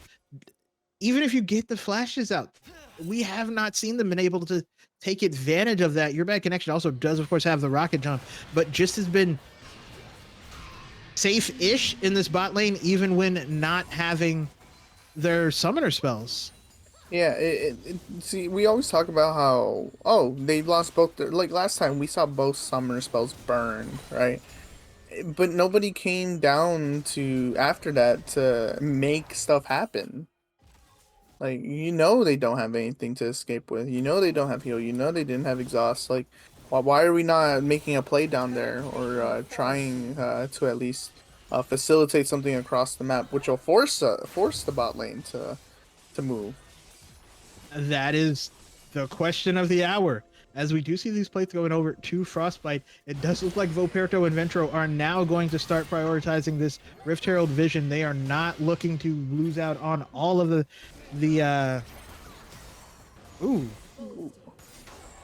just a second, not even a second, Hugert is gonna get that killing spree, uses the shockwave to finish off Frostbite, but that cage was super close to landing there. But now Jordan is here. Flash is in, is going to still that was a nice dodge in the wall. What? This is crazy. Indeed. But now it looks like it's again going to be the Rift Herald taken by DPS. Just playing this map so incredibly well. On the other side, Hugert is on the bot side. They are going to get spotted there. We do have Tygoon looking to get onto Lashavana. Lashavana is going to be able to land a taunt. Is going to take a chunk of damage out of Tygoon. Tygoon is now going to be forced to kind of walk away. Volperto as well, as they draw out the Rift Herald. Volperto goes over the wall. I wonder if this is going to be a fight they're going to take. Volperto is going to get helped with the campfire. Jordan is nearby. Tygoon is super low and is going to go down. Maybe is in the death realm with the Tristana. Is going to be able to take the kill. Tristana does not survive, but it's going to be Hugert getting the kill. Going to go on a rampage. And now we see the taunt coming in from Lashavana. Volperto is super duper low. Is trying to get away. Is going to get away. That is going to be a great baby cage there from Ventro to keep everyone from continuing on. But Rift Herald's probably going to go over. Yeah, and 1-for-1 here. They're still gonna lose their Herald here. DPS come out on top in this exchange. Yeah, I wonder who picked up the kill there. I believe it was the Orianna that picked up the kill. Yes, right? It was the Orianna. Got the kill one more time. Very nice use of the death realm there by Tygoon to take the Tristana out of the fight once the Tristana was trapped. But at the same point, he was in the middle of everyone. He came out and was just like, oh, well, I guess I'm dead. Did not manage to get the passive shield off, the big circle-y thing either. So just came out of the death realm like, oops, this is not the side of the fight I want to be on. I might be looking for something here, actually. Well, I mean, the dragon is up in about 30 seconds, a little less than that. 20 seconds on drag. Yeah, we do have an Infernal Soul as well. So I imagine we're going to see another fight because these things are the lifeblood of how DPS has been playing the game. Operto going to try and take the Rift Scuttle, but did he get it? Did he have to smite it? No, I don't believe you. Oh, he did get it. No smites went down. He did get it. All right. We do have to keep in mind. Oh, no. Oh, that is likely going to be... Oh, no, Spirit's Refuge is going to keep you alive as well as the Shin'O coming down. And now that is 2 ults out of DPS as they try to have this fight. That said, Ventro did use the Primordial Burst, which has been basically the biggest damaging spell available to Knights of Ishtar. Tygoon now getting chunked out by the Tristana. We see La Shyvana go in. Ventro is going to get taken super low. Is going to be taken down by that Shockwave. And now we see Jordan trying to clean up the rest of the kill. Cougar is going to go unstoppable. Take down the Philios. Tygoon is going to take Jordan into the Death Realm. Jordan is going to finally go down, but your bad connection is here to clean up. It's going to get that bomb and the kill. That's going to be a double kill for Hugert, a kill for your bad connection, and it's going to be a 1-for-4 DPS. Absolutely taking around this game. And we saw what we were talking about earlier, where the Mordekaiser does in fact are the Kindred out. The only issue here is that so the main issue, I guess, that we didn't think of was that, I mean, you leave Shen on the board, right? And Shen with 1 taunt, you know, Orianna Shockwave. I mean, they stand still, right? It's free Orianna Shockwave. Tristana has already peeled, I mean, has basically already chunked down the Mordekaiser to a decent amount. The Mord feels forced to R. That is very, very true. And yeah, that taunt Shockwave combo did so much work. I don't know if this Rift Carol's going to get the charge off. I don't know if Jordan's going to walk with it just to make sure now. Well, Should have some. Oh, still only has 2 marks. There you go. But that is going to be a tower taken down. First tower taken at 18 minutes. And Tristana, excuse me, not Tristana. Aphelios is going to go down as Orianna's able to take the kill. Jeez, this Orianna is huge. 7-0-2, 10 stack on that Dark Seal. She is extremely strong right now. I know your back connection is just going in and take down the Emilio there, and then are we gonna see a takedown here on the Graves? No, Graves gonna have to step back there, and you know, honestly, it's not looking good. It's still not. They still haven't ran away with the game yet, but this is not looking good at all. Yeah, it is only a 3,000 gold lead, but it is not looking like Knights of Ishtar are having a lot of options. I'm gonna say basically anyone caught out is just getting destroyed.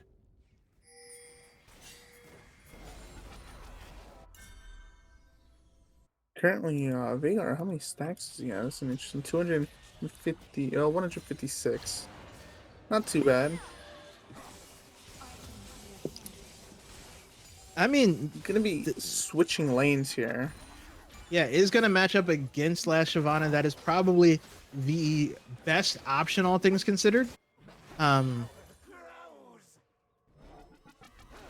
yeah, I'm really surprised at how this is going. We do see the Magi's come in, or Orianna also has the Shadow Flame. Just very, very strong right now. Just able to almost delete anyone off the map if is able to hit the full combo, which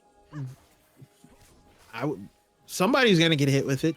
It's the best way I can put it. And that's the great thing about being the sole AP carry, right?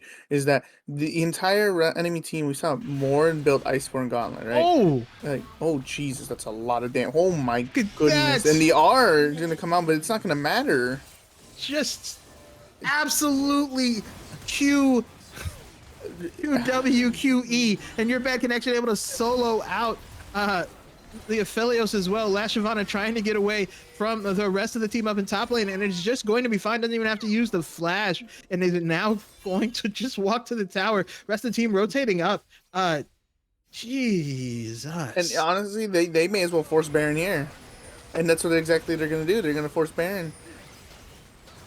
Yeah, they know do that put down the Morton pick ward. affiliates are not up in 10 more seconds. Graves is gonna have to do something here. He cannot just sit. He's not gonna stand back.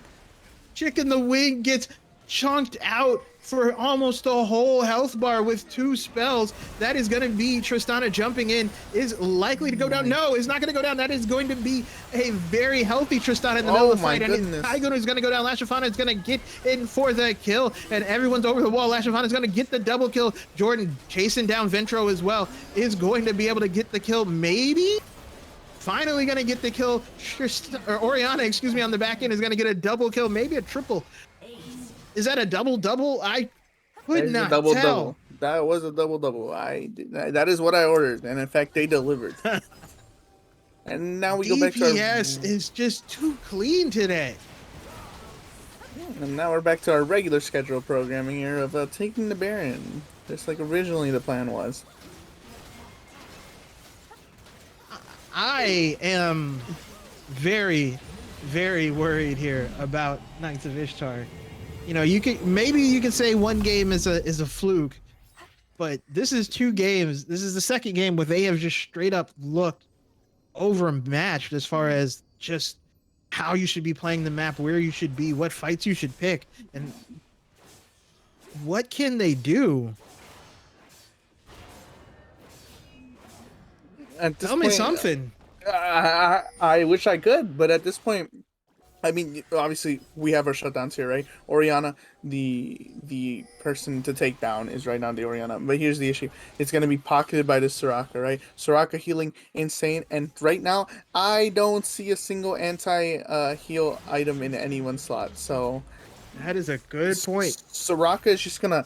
I mean, Soraka already saved them once, right? Soraka didn't die on that team fight for the 3rd dragon, because of her ult. The Soraka basically saved the Oriana. And then the Shen ult came, right? The Shen ult came after. But the Soraka, even though particularly not the strongest, like Oriana's obviously the strongest person on the Rift right now, and just going to one-shot everyone and everything. But, you know, she's still arguably pretty squishy. But Soraka's just going to save her every single time. I mean, you are correct. That is what we've seen. And I don't know. Oh no, they knew he was there. They knew he was there and did not care. Look at that heal! No, he gets away just barely, and Jordan comes back. Your back connection trying to hop back in, and that is going to be Chicken the Wing surviving with literal single-digit health. But it's going to be the mid lane tower going down in the meantime. He literally jumped into 3 people and just said, it's okay. Yeah, it's okay because Soraka just healed him for his entire health bar. He went back up to 75% health. This he can just go monkey mode when he wants to. Ventro is super low. It's going to go down. Jordan is going to get the kill. And we do see Tygoon on the side. For Pietro being forced to run away. Your back connection hopping over the wall, trying to get away from Tygoon. Tygoon may be able to get this kill. Is going to get that shut down. Meanwhile, the inhibitor and the tower are going down up top. Bot is just standing there tanking the tower, and that is going to likely be the game. We didn't mention it because it happened in the middle of some other stuff, but they also do have, oh my god, the shockwave from Cougar just deleted Voperto. That is going to be the game. Just DPS. Ay, Dios mío. DPS just absolutely said, excuse me, we just need to get in the playoffs. If we get into Gauntlet, we get into playoffs. We get into playoffs, we gonna get to the finals from the looks of it, because they are 1 game away from the improbable run. Cougar did 23,000. I mean, it's not surprising seeing how literally people just got erased from the map with 23,000 damage in that game, in a 24 to 25 minute game, on a champion that's not known for being just pure damage. Absolutely insane. It is, and being up, you know, like you said earlier, game one game a fluke, right? 2 games, hey, yo, it's looking a little, it's looking really tough. Looking like a trend. looking like a trend. But we will find out if Knights of Ishtar will, in fact, be able to turn it around and win at least game 3, if not 4 and 5, or if DPS will be pulling the improbable upset and go from first day of the gauntlet to finals. So don't go anywhere.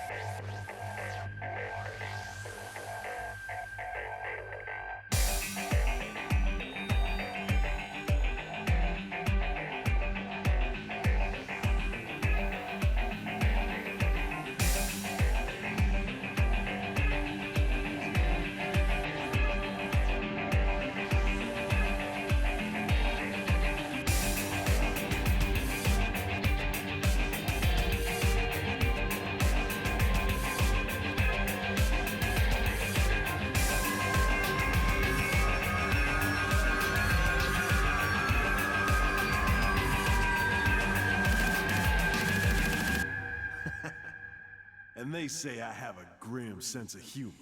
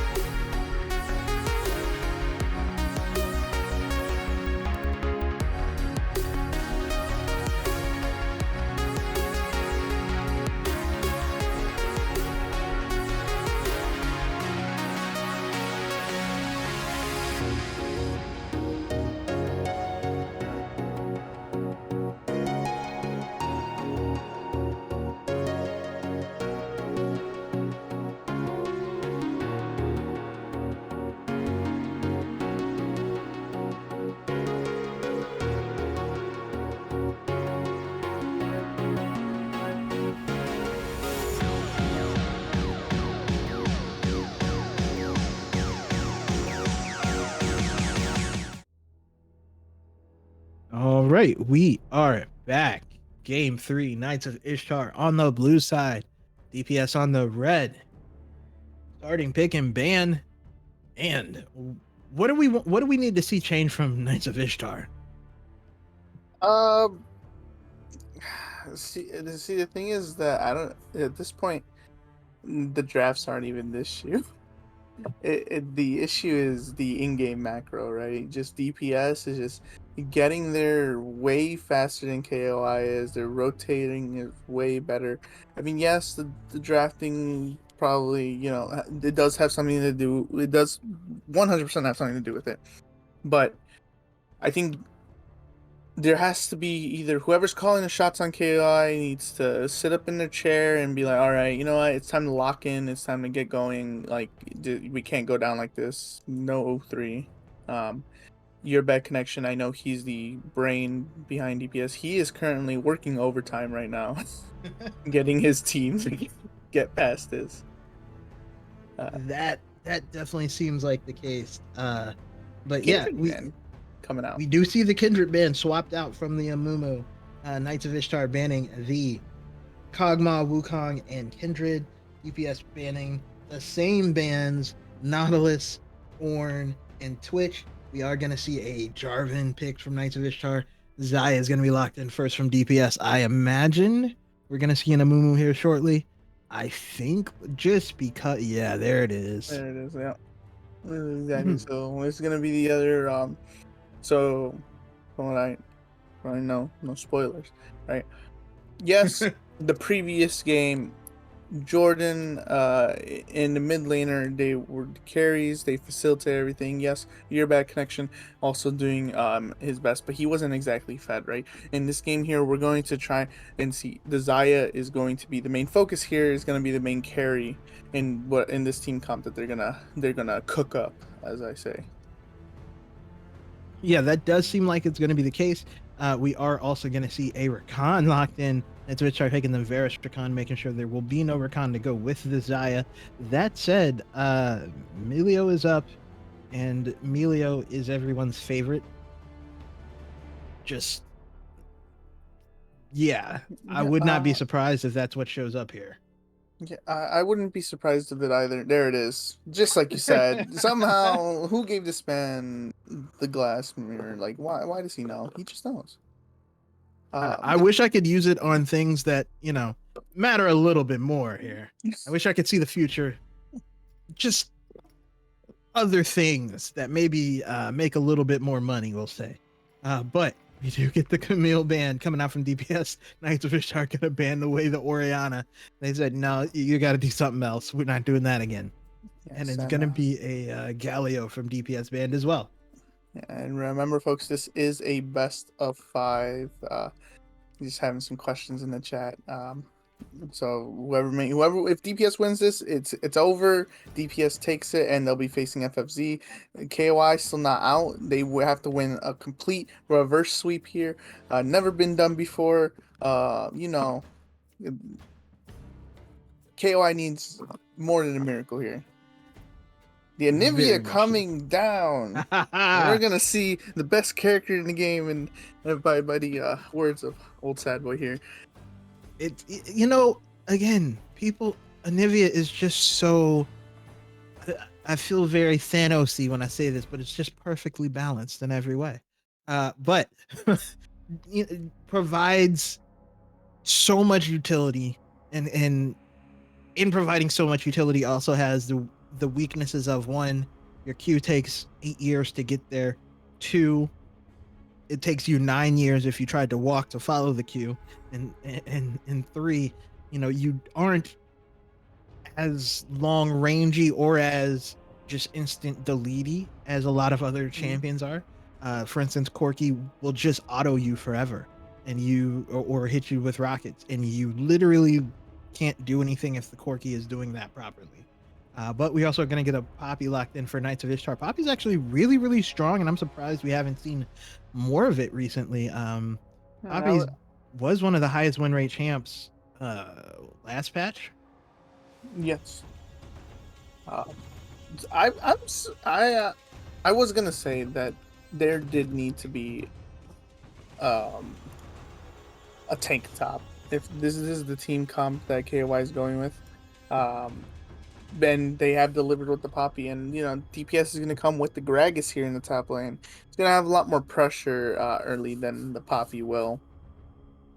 Yes, that is true. So it seems like, I mean, this game, DPS, anyone, Xayah, Anivia, and Gragas all can carry, right? Amumu is going to be their main form of CC, their main form of entry. Emilio is just going to... Emilio does Emilio things, right? He plays soccer. He's just going to kick... He's going to kick somebody to the side. And, you know, KOI is going to be looking for those one-person picks, right? J4 ult. Gonna isolate one person, quickly burst him out, take him out. I don't care. And Corki package is going to be extremely important here. We've seen Corki be played by multiple teams. We saw it played by Rat Legion, especially well by Yusua. He did really well on the Corki. His packages were insane. Quaker, last time he was on the Corki, it was something to be desired. And we'll have to see what KOI here does. And Poppy R, she's not going to knock people back. Gonna be separating people. Once you get 1 or 2 people out that fight, all of a sudden, hey, now they have to wait about 10 seconds for them to come back, or it just changes the fight completely. Yeah, the one thing I do worry about is that there's going to be misallocation of spells if you accidentally send them out when Jarvan goes in. That is not fun. Someone's going to be salty on your team. You talking about the Poppy Jarvan combo. On the other side, though, there is the Amumu Anivia. Amumu, of course, providing a little bit of magic resist melting. And then Anivia, of course, enjoying everyone sitting in the pool while they're dead. Or while they're stunned, I should say, until they're dead. Which, you know, Amumu definitely gives you that opportunity to do that. That is 5 seconds of CC that, if layered correctly, you will be dead before you move ever again. Yeah, well, no, 100%. Each team here is going to have to look to be the initiator in these team fights, whether it's going to be with Corki package. Corki package is, like I said, extremely important. Ventro here can get a really good 3-man, 4-man, 5-man ult like package. It's changing the team fight. Yeah, that is also very, very true. But that being said, similar to the wall, can isolate people out of the fight. So you can take a Nivea or Zaya and basically say you will not be able to enter into this fight at all, which could turn a 5v5 into a 5v4 or any other number. So yeah, that's a really good point actually. And then again, I mean, we have like we even have on the other side, if Amumu decides to initiate first. I mean, you got Wombo combo here with Nivea and Gragas. Even with that, you got Amumu Q in R. All right, you're stunned. Okay, Gragas Bomba is gonna knock you back or knock you forward, like knock you to the side. Right, it's gonna separate you even further. You got a Nivea wall and a Nivea stun and then R. It's just what if DPS initiates here, it's team fight here is like GG, because what are you gonna do? You're gonna poppy R, but you most likely are like who's poppy going to R if they've already isolated like the Corgi or the Varus or the J4? I mean, she's gonna have to walk up. That is true, but also Poppy can deny a lot of that engage from Amumu. You can use a steadfast presence, so he can't Q in, and then you just press R, and he is out the game, or out the fight, I should say, and that will solve your problem, right? Like that will automatically mean that now their main engage is a screen or two away, which might help. I assume would help. I think the only issue with that is that, let's say Amumu goes in with Q, right? And then Anivia comes in with stun. Poppy R's. The cooldown on Amumu Bandage and Anivia like stun is so much lower than Poppy R that they can simply just go back in and do it again. But by the time he gets there, if you do it right, by the time he gets there, it should be a bad fight. But again, that requires the kind of coordination we kind of haven't seen from Knights of Ishtar yet, right? No, yeah. I mean, 100%. We're going to have to see some sort of game plan change here. KOI currently having their season on the line here. I don't want them looking like I mean, as much as I hate the Lakers, it'd be sad for them to look like the Lakers versus the Nuggets and just go fourth. Like, Well, you can't have that. We will find out shortly if that is exactly what is going to happen. So do not go anywhere. We will be right back after the spectator delay.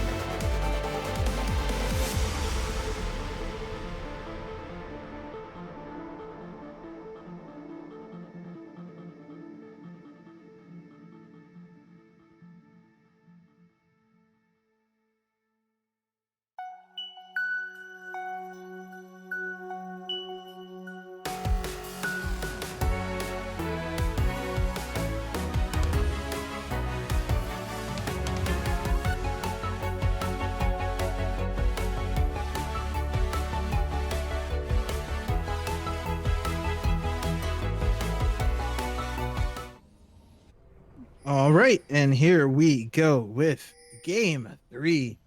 Knights of Ishtar, DPS. We will see if this will be a sweep or if there'll be a little bit more. I do like Hugert taking out, of course, the 4th of July skin here on Anivia, as we see another 5.5-ish point Frostbite in a weird position. Maybe there's going to be a little late action coming out for Knights of Ishtar. But do you see anything that looks weird between the summoner spells and the keystone choices? Pop you grasp is the one thing that comes to mind. I think you're supposed to take grasp on Pocky though, because you can proc it real easy with that buckler there. Right? That counts as a grasp proc? Let's see. Yes, She yes, just it hit does. Well, I mean, not now, but in lane, like you auto, and then you hit him with the grass proc. Or if you, once you get a sheen, the sheen grass proc off the buckler hits hard. But Yulu is going to get caught immediately and going to get knocked up by Chicken the Wing and is going to lose half of his health immediately. That's not what you want to see. Is going to, of course, have the shield and the little heal as well. But they were ready for it that time. You know, that's going to be a little bit of an issue here, but, you know, generally in this bot lane, your bad connection and Yulu are going to have a little bit of more pressure here. They do have to watch out for the Rakan engage, but in terms of poke, you know, obviously Yulu will be able to lay down damage without any worry. Yeah. Izar, I mean, did use both the potions, but is already back to almost full health, so should be okay. Barring some sort of...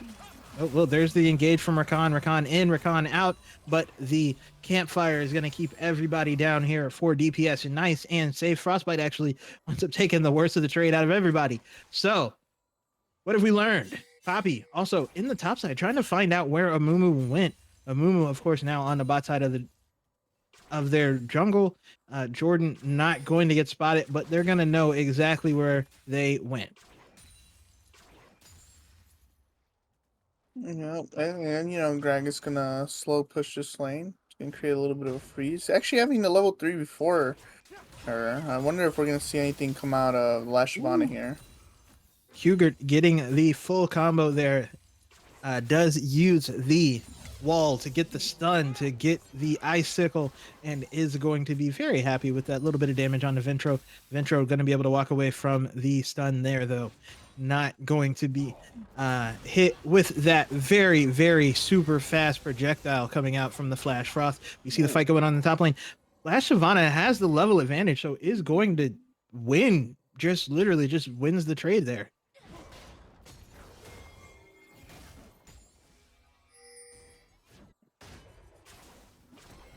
That is, yeah. So trying to get that vision on where Jordan was winds up kind of backfiring there, but Jordan is going to actually be seen on that ward now, and it is going to be Voperto looking to get on, is going to get the flag and drag.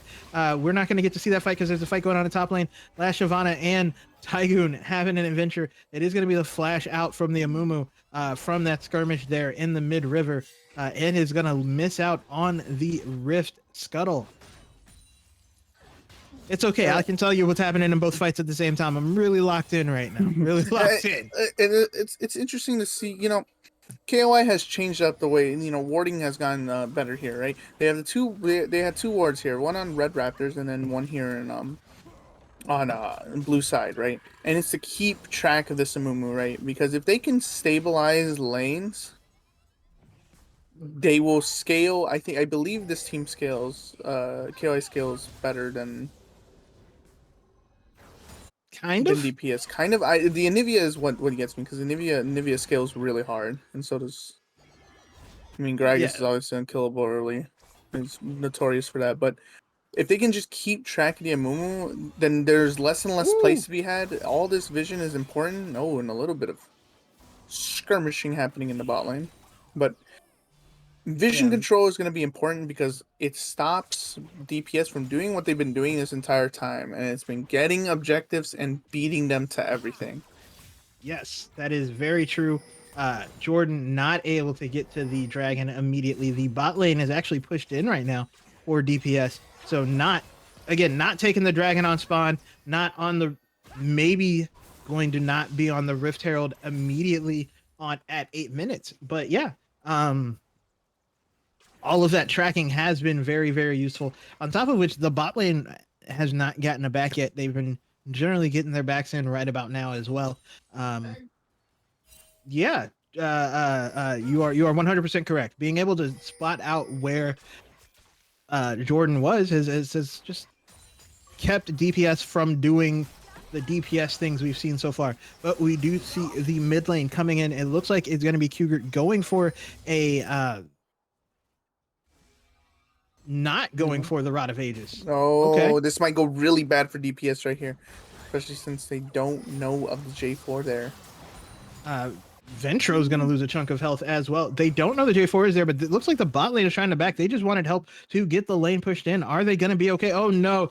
Yulu stopped the back. Stop their own back, excuse me, but is going to be fine. Is going to get away, but it looks like it's going to be the dragon going over to Roberto. Going to start it now. The bot lane of DPS not around to contest it. Tygoon going to get onto Last Shyvana, but there's a lot of minions there as well. Is going to be able to use a steadfast presence to prevent the body slam, and is now going to be a fight. And wonder who's going to win this. Tygoon going to get the knockup. Does not going to get back to the shield though. Is going to be okay for the moment. Going to get knocked up and going to get the kill. Ventro getting taken super low though. Is going to jump away, is going to go down. Cougar is going to get the kill. The dragon is going to go over. Cougar has to get away. Does have flash. God. Is going to flash away and be okay. Still have the passive as well. So would have not died if taken to death. Would have been still been able to rebirth. Excuse me. That old Ice Phoenix thing.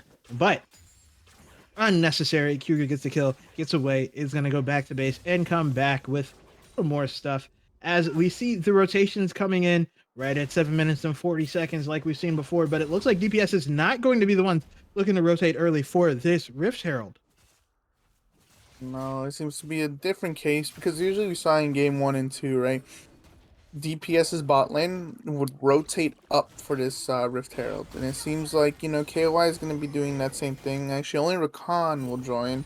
They might actually go for a gank here. Topside seeing Greg Last Shyvana is in the bad place. Yep. Is going to be able to disengage.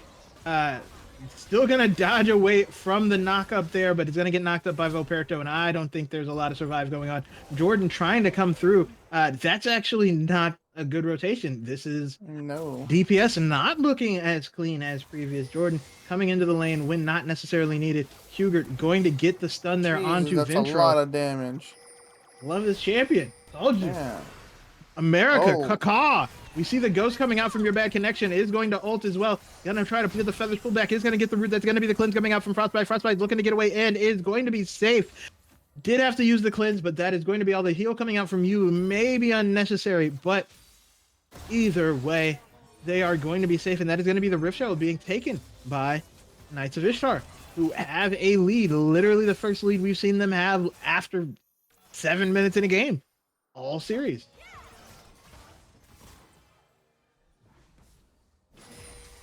Yeah, and this is exactly what we were talking about here before the match started, is that the thing that KOI needs to do, and it's not a draft issue. It wasn't even you could say it's a skill issue, but it was just getting to around the map faster than the enemy team. And so far, they've done exactly that. That is very, very true. That said, Cougar picking right up where they left off last game and just doing work in this mid lane. Your bad connection going to get knocked up there, trying to get away from Chicken the Wing. Should be fine. Chicken the Wing's not going to use the quickness there, likely realizing that your bad connection would still be safe.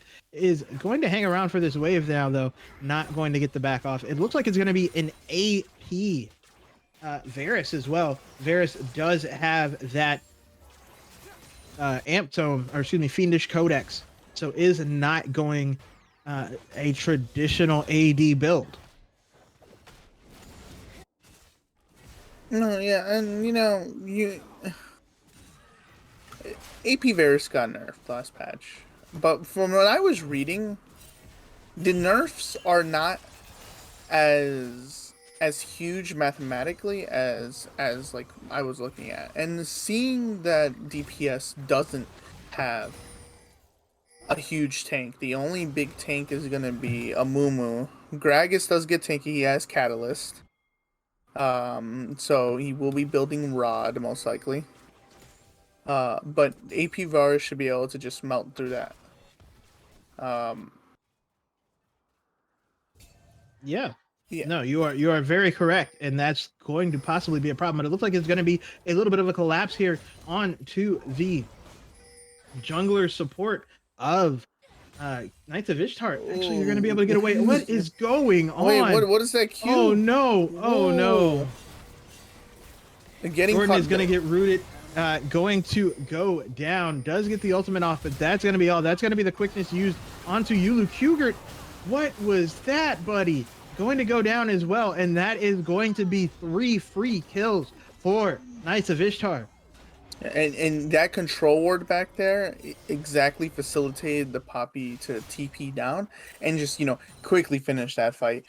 Clueless to see that vision was there, and they're probably wondering how did she get there? How did they know?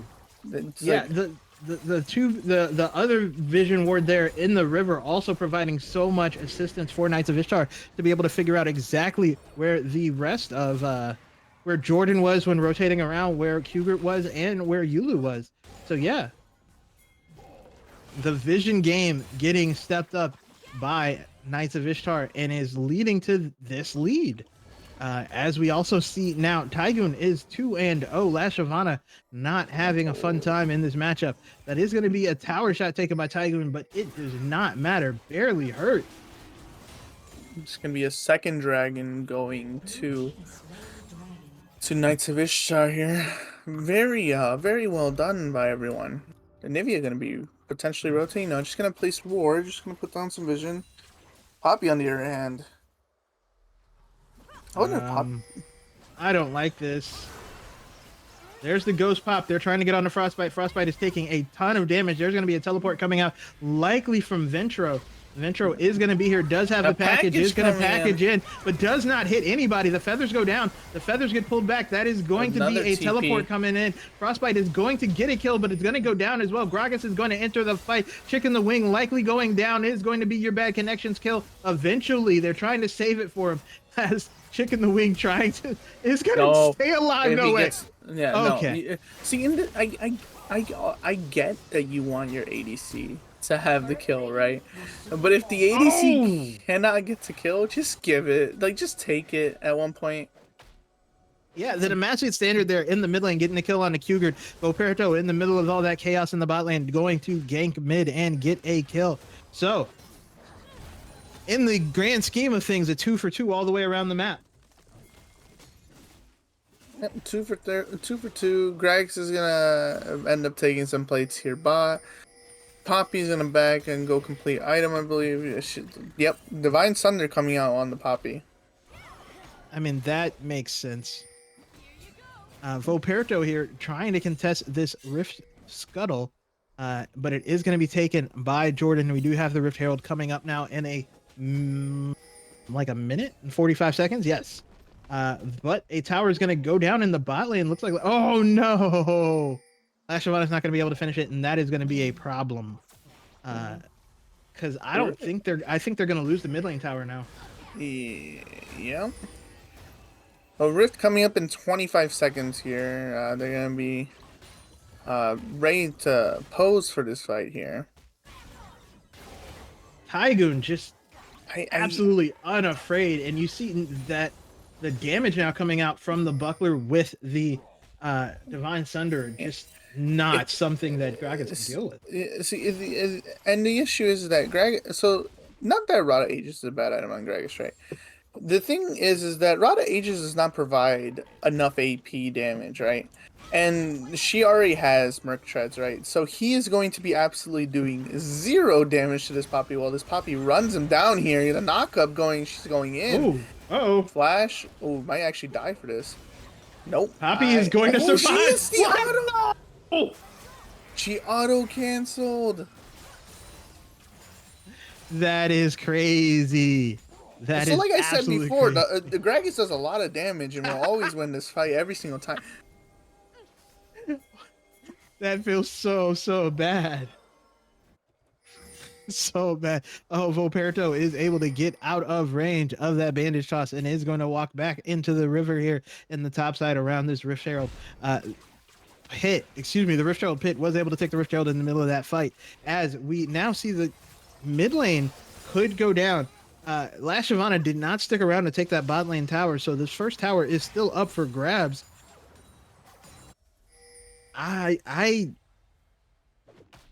Did DPS only bring 2 game plans? Like 2 plans for 2 games and just thought they'd wing it for the third? They were like, we win this 2-0. And then they learned it was a best of 3. And they A were best like, of 5. Yeah. They were, oh yeah, best of 5. They learned it was a best of 5 and they were like, oh. Yeah, wait you a let minute. they let their guard down, I guess. Because they are not looking nearly as crisp as they did games 1 and 2. Yeah, Poppy gonna be trying her luck here against Quaker here. A little skirmish happening here. Oh. Oh, and that is going to be Volperto going in. That is going to be the ultimate coming out from your bad connection. That is going to be the quickness from Chicken the Wing, but it is not going to be enough. Chicken the Wing is going to be able to stay alive just long enough. And here comes Vintro on the backside. La Shyvana is going to go down, and that is a 3-4-4-4-1. Oh my goodness. Knights of Ishtar. So the nominally second strongest person on your team is on the other side of the map. Maybe don't take a big 5v4 fight there. And see, the thing is, I believe now. I can go back. We can go back to replay and check it later. But I saw a bunch of pings, a bunch of question mark pings on the red side, probably signaling, why are we doing this? I mean, that is the correct question mark. I think we're looking at Drag's gonna be fought for here. Yeah, Drag is going to be thought for. There has been not enough backs coming in from Knights of Ishtar. Bomba coming in to separate everyone, and will this be enough to take down at least? Yep, Bear's gonna go down. The Rakan's gonna go down, and it looks like this is gonna be a drag for DPS.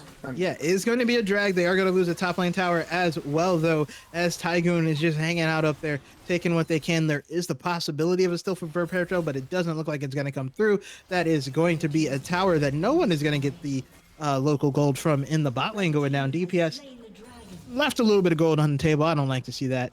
I don't like to see that at all. Also, the Rift Herald got another charge off in the mid lane, so was able to take that inhibitor tower pretty low as well, as we come up with 1.5 minutes to the Baron. This is, I mean, that brought a lot of that gold lead back. Brought back probably about 2,000 worth of that gold lead for DPS, as Knights of Ishtar now have to regroup a little bit. I don't think they were particularly doing poorly, just stayed out on the map too long. And we saw in that last fight that basically they caught 2 people out, took those 2, and then all of a sudden the objective becomes theirs, right? KOI just has to focus. We have a lead. Let's not do anything irrational. There's going to be the Chains of the Corruption, but it is not going to do anything, as that cleanse is going to come out. The Breath of Life from Milio is going to keep Jordan nice and safe, as well as the rest of the team. As there is not going to be a follow-up to that, except that the blue buff, or the red buff, was taken, excuse me.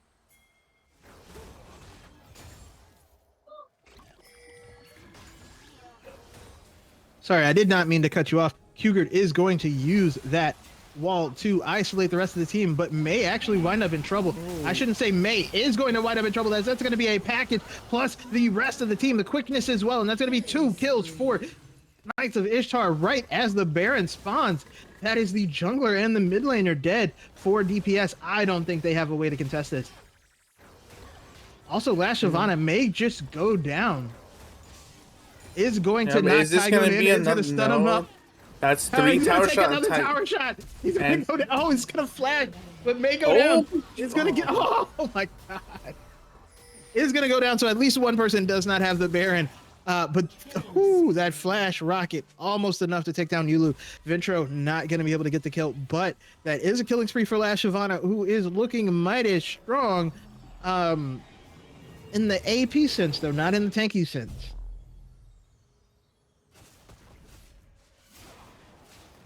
Honestly, a Tygoon has been to speak on Tygoon versus Last Shyvana down here. Tygoon's been like 1 auto away every single time of winning these fights, and he cancels the auto and he loses the fight. He takes too many shots on their tower, Loses the fight.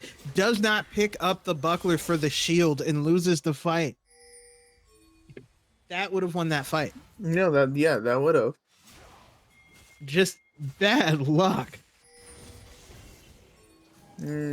So, oh no, here comes another fight.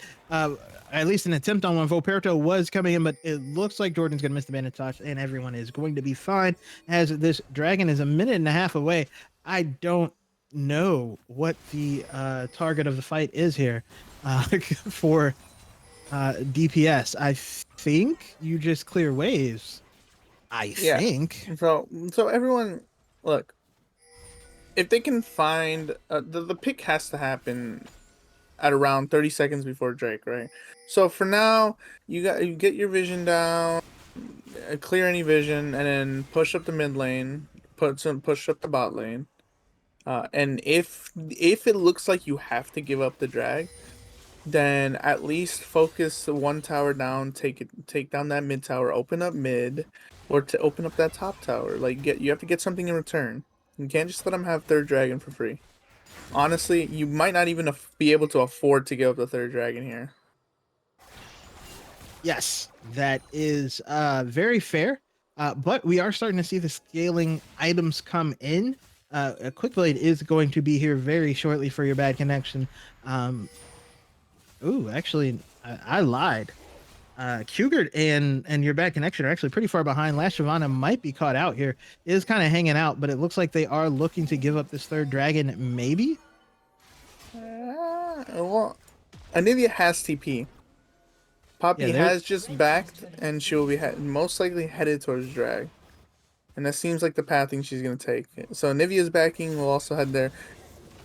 So it looks like they're not going to give it up. There is the quick blade though. The quick blade is done. That is going to be the TP coming in from not from Poppy, from Corky. That is going to be the TP from Anivia. The question is, the Corky in this fight will not have package. I do not like that TP at all from Anivia. You have the Hex Gates. You could have, or at about the same time frame, you could have just walked it out. Oh my gosh. Oh my god, Tycoon going in is just going to be like, yep, I'm here. Is going to get stunned up, though, is in the middle of that. That is going to be, though, the fantastic quickness is going to be able to get Cougar. Jordan is finally able to get the ult off, but it doesn't matter. There are 3 dead members, and your bad connection basically had the flash ghost ult out of the fight. That is going to be a free win for Knights of Ishtar in that fight. Last Shyvana trying to stay alive, but I don't think is going to be able to pull it off. I lied. This is why they don't pay me to think. Last Shyvana is going to be fine.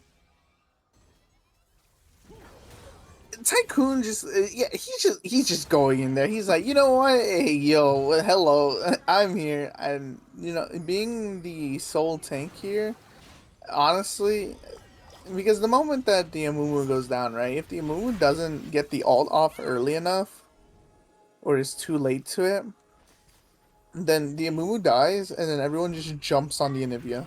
Because that's what we saw, right? Anivia was playing Sapien on the wall. Unfortunately, she was like during that fight, you could see where she was, and everyone just like Rakan flashed onto her flash sheet, and Corky was just like, "All right, I'm here too." And Varus obviously playing like front to back is just like, "I'm just gonna lay down damage safely." I think the only issue here is that they don't have a true tank. Like let's just see like item wise, right? Your carry that was Anivia or Gragas, right? Both building AP. You have Poppy here with already the Abyssal Mass. So your Corki's gonna lay down a package because Abyssal Mask currently decreases their magic resist. And even though he didn't have package there, he's gonna come back with package and just lay it down. I'm pretty sure he might be. Yep, he has he has package now. He just has to wait to see if he wants it. Especially I there it assume is. is going to take it with the Baron coming Baron. up in 41 seconds. seconds. Yeah. Yep. And they're actually looking to maybe open up inhib here. Nope, they're just gonna get vision around the Baron, and here we go. Yeah, the other issue that I won't even say that is a big issue. Anivia still is only on one completed item. There are 3 completed items on the Corki.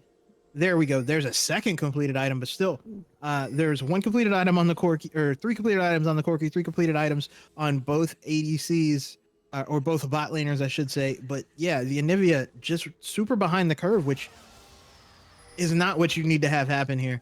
Yeah, because the issue here right now has become there is so much damage on KOI, right? KOI has various like Rage Blade, Nashers, and Rabadons already. Here we go. The Corki package here gonna come in and it's gonna chunk Jordan. Oh my God! down. They stole the Baron. They stole the Baron. They stole the Baron. They need to get out. They need to get out. They're bad connection, trying to stay alive, but they did not get out. Slash Shyvana is gonna stay alive. Tycoon is maybe gonna go down. Cougar is gonna be able to get that kill as well, and is gonna be able to kill Volperto. Maybe. I don't. Why didn't they? Oh, they could have left. Oh no, she's just gonna go down. They stole the Baron and didn't get out. They just had to leave. Those 2 just had to leave, and they played for the fight, and now they're gonna lose the game. Red team's turret has been destroyed. Red team's inhibitor has been destroyed. A very oh my God. very good attempt by Emilio. They're not gonna end. No, they can't. I thought for sure they were gonna end. Oh, I guess Amumu is up as well. But yeah, Emilio stole it. I think with like a random campfire following, or not the campfire, the kick. Excuse me. Yeah, bro was literally Lionel Messi. Like he became Lionel Messi and was like, all right, I'm NA's last hope. But all they had to do was last Shyvana or Cougar or both. If they just walk away from that fight instead of trying to finish it, they have this inhibitor. They have 2 members with Baron, and life is, doable again. You just found that $100 in your back pocket. You don't have to eat beans tonight. Like they had it. You know what? So the biggest part of this is right. She got that Baron while under Corki package. That is also true. Like she's just burning, and she's just like, yeah. Hold on, let me take a free kick. KOI is still in a commanding lead though here. In any team fight that comes next, I mean, here's Soul Point. Soul Point's coming up in 20 seconds. I think they're gonna give up Soul Point and play for Elder, is my guess.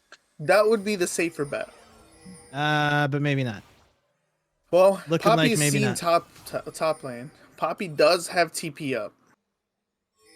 So Poppy is free to get this tier 2 tower in and TP. Oh my goodness. Varus just, wow, that chunking on your bad connection. Not what you want to see before a fight. Jordan going in. Yeah, Jordan goes in on Volperto, but it is not going to be enough. That is going to be all of the spells used from Frostbite. Frostbite is going to go down, though. So that is the one they want to get. And now just ejected from the Jordan. fight. Cougar trying to stay alive in the meantime is going to at least get the slow and the stun off, but that is not going to be enough damage. Holy. On the other side, Last Shyvana trying to fight Ventro. That is a very AP heavy Gragas, and is going to survive. Maybe, oh my God, Ventro over the wall with the rocket. I don't understand. Either fight or don't fight. Fight or don't fight. Also, Jordan just skirting on the edge of the fight, basically after getting kicked out. That's what I was saying was going to happen, is Tygoon can basically keep Jordan from being useful at parts in the fight. So just get sit really, really far away and at no point was valuable in that fight after that. So all of that health is not tanking anything. Yeah, you're right. She had to just stand by and watch the rest of her team die. Anivia finishing the Archangel staff here. Gonna turn into Seraph's Embrace immediately. So this is what I was gonna say earlier, right? So here's the issue currently that's plaguing DPS in these fights. Is there really isn't any damage other than the Xayah, because Zhonya's isn't really a item that really accelerates one like a mage's damage too much. And while Seraph does, you know, scale with AP, that's bonus AP, it's not necessarily bringing like value like a Horizon Focus or a Shadow Flame would. They're defensive items. Yeah. And the same thing with the Gragas. The Gragas, you know, Roa doesn't really give them much, and then you got more defensive items there. And so, and also, the enemy team has already built. I mean, you got J4 has Maw plus a man, like plus a cloak. Poppy has Abysmal Mask plus cloak plus Merc Treads. Banshee's Veil already on the Varus. I mean, at this point, I mean, Rakan should just build a freaking Force of Nature. I'm kidding, but jokes aside, all that there is null and voided. Yeah, no, you are very correct. There is so much magic resist available for Knights of Ishtar. There's not, yeah, the damage is not coming through, but we do now have the Baron coming up in a second. Corki does have the package, so this could very well be the fight. As you see the vision being set up by Knights of Ishtar, they are not allowing. They're gonna try again. I would say they're not allowing a steal to be a possibility, but considering what we saw last time, I don't want that. That seems a bit rash to say, but I don't know if that's something that's going to be on the table. It's not even going to be attempted by DPS at this point. They are going to play in their base and not attempt to steal it. They are aware that that is just not even close to their side of a jungle anymore, as they hang out waiting, I guess, for Elder. Elder going to be in 3 minutes here. They just have to hold out. Hold out on this sieging here. That is going to 100% happen. I mean, again, you do have Anivia. Those minions do disappear very quickly. Ooh. Yeah, those rockets hurt. Yeah, those do definitely do hurt. Tygoon is getting taken super low by your bad connection, though. Even as the inhibitor goes down.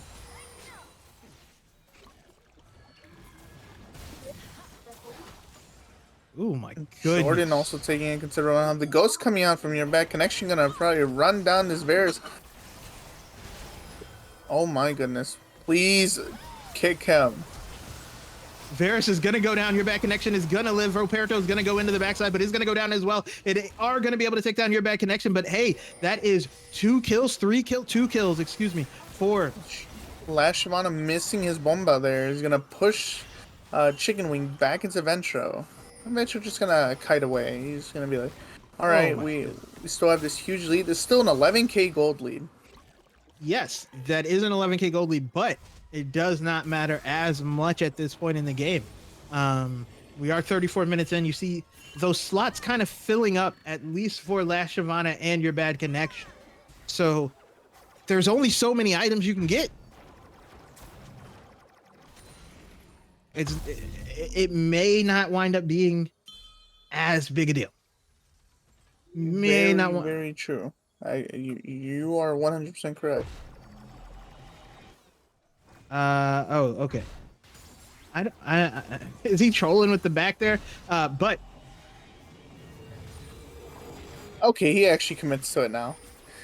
Like he stopped it like 4 different times, and I'm like, is something happening that I'm not aware of? Like I'm trying to figure out why this is happening. But we are going to now see everyone setting up for this Elder Drake, which is going to be the last and final fight. We do have Ventro going in Volperto, excuse me, going in, is going to get stunned, is going to get rooted up, is now going to be able to go out, but is going to be chunked super low. Last Shyvana over here hanging out as well, trying to fight Tygoon off, but Volperto is a little lower than normal, but is going to be able to pick up that fruit and be just fine. Your bad connection now, trying to get as much cleared as humanly possible. We have 28 seconds, and Volperto's back to full health. Oh, that's rough. You spent 2 ultimates for it, and he's fine. That was exactly what you don't want to see, and they're just waiting here. They know that they have to come and contest this dragon. Yeah, and there's a ward right there, right where Jordan just was. So they know where Jordan is, and Jordan is alone-ish. That is not, yeah, there's a ward there too now. All the wards getting cleared out. Oh all my the vision. goodness. Volperto trying to go in. Jordan is going to go in as well. Jordan does not have the ultimate now, and that is going to be all of the damage coming out from Frostbite. Jordan trying to make it happen. Kugert on the other side trying to get away, is not going to, as Frostbite is melting through them. Gets a double kill, another double kill for Ventro as well, and the only member left alive is going to be Last Shyvana, trying to get away, is going to be able to hop like, on I'm Frostbite. taking this 1v1. I don't know if it's going to work out, but you can try. Bomba? Oh, maybe? Oh. He's going to get the shutdown, but it's not going to matter, as is going to go down as well, and that is going to be game 3 for Knights of Ishtar. A summoner has disconnected. Just like that, we have a series. Ventro did stupid amounts of damage. Just stupid amounts of damage. 42,000 damage. Those rockets were taking whole health bars away. Yeah, 100%. That, like, and you know, like we said, this is exactly what KOI needed to do. They have fixed their game plan. They really got around everything, and you know, honestly, this is the KOI that we've been missing all day. Yeah, this is who I thought was going to show up from the start, but we are here now. So we will find out if game 4, we will see Knights of Ishtar continue their attempted comeback, or if it's going to be DPS taking the series. Do not go anywhere. We will be right back.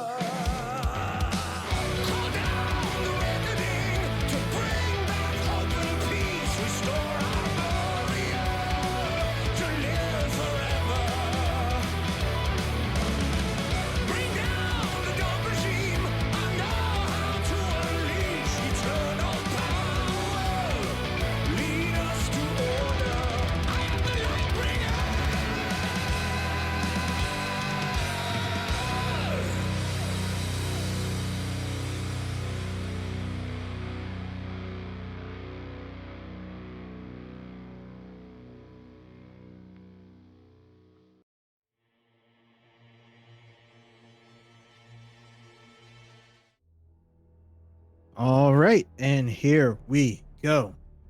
Game 3. Game 4. Excuse me. We just had game 3. Ow. Game 3 was so crazy. It hurt my knee. But DPS versus Knights of Ishtar. We're going into game 4. We are going to see a Varus ban from DPS. That makes sense to me. Yeah, so Stevie, we just saw craziness. Yeah. I mean, we saw KY basically change up their entire game plan. They actually decided to show up today and play DPS. They weren't. It's not that they weren't there. It's just that we saw at the beginning of the game the vision that KOI was placing down to keep tabs on the jungler. And I feel like if DPS can just figure that out, because they have to know they were on vision. Like Shirley. Don't call me Shirley. But yeah, there were a lot of times where it looked like DPS, there's no way they could not have figured out that there was something afoot, at least. But oh wow, so the Twitch is up. It's going to be first picked by DPS. The bans after the Varus are the Ornn and the Corki from DPS. Knights of Ishtar banning the Wukong, Kindred, and the Lulu. So that means the Kog'Maw is up with the Melio. Are we going to see it? Well, No, we're going to see the Nautilus. And J4. Oh, J4 did no. really well that last match. Nautilus R into J4 like alt, or even knock up E going in. I mean, that's free engage. It's gonna be KOI is gonna go with a classic engage comp here. We're gonna see what DPS takes out. Melio still up, so potentially see the Twitch Melio come out. No, it's gonna be a Janna. Oh, Honestly, indeed. and I remember talking to Earback Connection at Korean Barbecue about this, and I was like, so what is the biggest counter to engage? And he said Janna, 100%. R, and then apparently Tornado has like priority over like Nautilus hook in, like even like J4 like E like flag in. Like apparently Tornado just has like so much priority that it just stops them.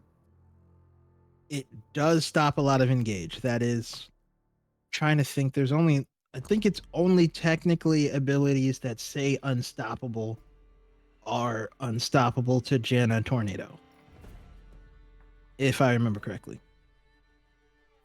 Pokemon coming out though for KOI here. It's gonna be. I certainly hope it's gonna be KOI bringing in a front to back team with a lot of engage. We're just gonna have to see if Yulu on the Janna here. That definitely looks like what it's gonna be. Yeah. Oh my goodness. Do you think maybe we could see a mid lane Karma? I'm not gonna lie, mid lane Karma with Nautilus, Jarvan, Kog'Maw, or maybe even a top lane Karma. No one touches the Kog'Maw. You just pew pew pew pew pew pew pew pew pew pew pew haha. Right? Like, am I wrong? No one does. And I mean, we saw this last game where, honestly, we were paying attention a lot to the Poppy engage. We were paying attention to the J4 engage. We were paying attention to the Corki package. Meanwhile, the Varus was just in the background, just like firing arrows at like speed of light. That is correct. And Kog'Maw here is gonna do the exact same thing. I mean, given that the engage has to be just as good, and with Janna R, the engage is going to be where Shen obviously being on the board now. We saw what Shen did when DPS was playing it. Just that extra body to throw at in the 2v2 bot lane, or even with jungler. Scion gonna come out though. Sure. Honestly, Oh my god. Honestly, I like it. I like the Scion pick a lot. Shen doesn't have the wave clear that Scion does. And in any case, to create pressure, Scion can just push top towers or bot tower, like just side lane. Just keep pushing until there's an actual fight to be had. Yeah, not only are you just correct, it's also going to allow for so much just interference between the Kog'Maw and anyone else on DPS. I also do like Knights of Ishtar banning out the Amumu and Oriana. That combo would have been literally what DPS needed to make their comp come together. But we are going to get Cassiopeia Sejuani, which is kind of Just probably the same bootleg. thing. Yeah, It's bootleg Oriana move. it's the same thing but different, but same. Yeah. Corporate wants you to find the difference between these two photos. They're the same thing. Exactly. So yeah, we now get to find out exactly. Oh, is it gonna be a Victor? Yes, Knights of Ishtar are gonna lock in the Victor. So yeah, I'm actually kind of a fan of both of these comps now. I like the changes. I like the permutations coming out from each one, trying to just generate new angles. I feel like, but Kog'Maw is going to be so safe. But if you get the Kog'Maw, he's going to be so dead. I mean, yeah, but try and explain to me how they get the Kog'Maw. Invisible Twitch. Okay, yeah, invisible Twitch, and then he gets blown. But like, can he kill Kog'Maw and Victor? Because then there's Victor too. Victor outranges that entire team comp except for Cass, maybe. But Cass is going to be focused on the Scion and on the J4, and then Nautilus that inevitably goes in. I mean, yes. I mean, if Knights of Ishtar get the entry that they want into the fights, no one gets near Kog'Maw. But if DPS is able to set up like they were able to game 1 and game 2, surprise, and there's no Kog'Maw. Like, that's just gonna be it, right? But yeah, I think if Knights of Ishtar are able to set up like they were able to last game, Kog'Maw is going to pew pew some more, and that's just gonna be it. But yeah, I like both of these team comps here. I'm really hyped. I'm like really excited now because Knights of Ishtar have kind of regained their like, hang on. I don't like what's going on here. There's too much order. Let's throw some chaos in there. We gotta muddy up the track. We gotta make it a dirty fight. And now we're gonna see if they can keep that same energy, for lack of a better way to put it. Yeah, personally, I don't know. I think KOI won this draft like completely. Twitch, your bad connection. I mean, he's gonna need to he's gonna really need to put in work here. He has to get Uber fed, for him to actually, because he's not gonna be one shotting Kog'Maw, right? Because the moment that he appears, I mean, usually you'll have Victor next to you, right? Because they're both long range. Victor is just gonna lay down everything he has on the Twitch. Yes. So, and then you didn't even kill the Kog'Maw.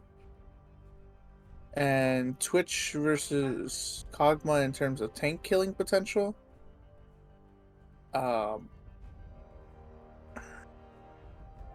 Making some good points here. yeah, You're making some good points. I mean, Cass scales really well, and Cass will do just a bunch of damage to all this.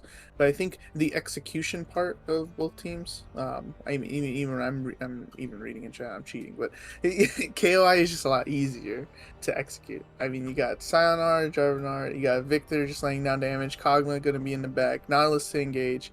I mean, yeah, you have Janna to disengage, but then after that, I mean, we're just gonna re-engage back in. I mean, yes. When you put it like that, yes. No, I 100% agree that if Knights of Ishtar are able to just do what it says on the box, it looks like they should win this game. That said, DPS, when they are on the front foot, are great. When they did lose priority, when they weren't able to get their rotations at, 5 minutes, at 7 minutes 40 seconds, they just kind of fell apart. And so I think I still agree with you from last game, where while important, draft might not be the most important part of who's going to come out ahead here. But we'll find out if past you was right or more recent you was right in a little bit after we come back from the spectator delay.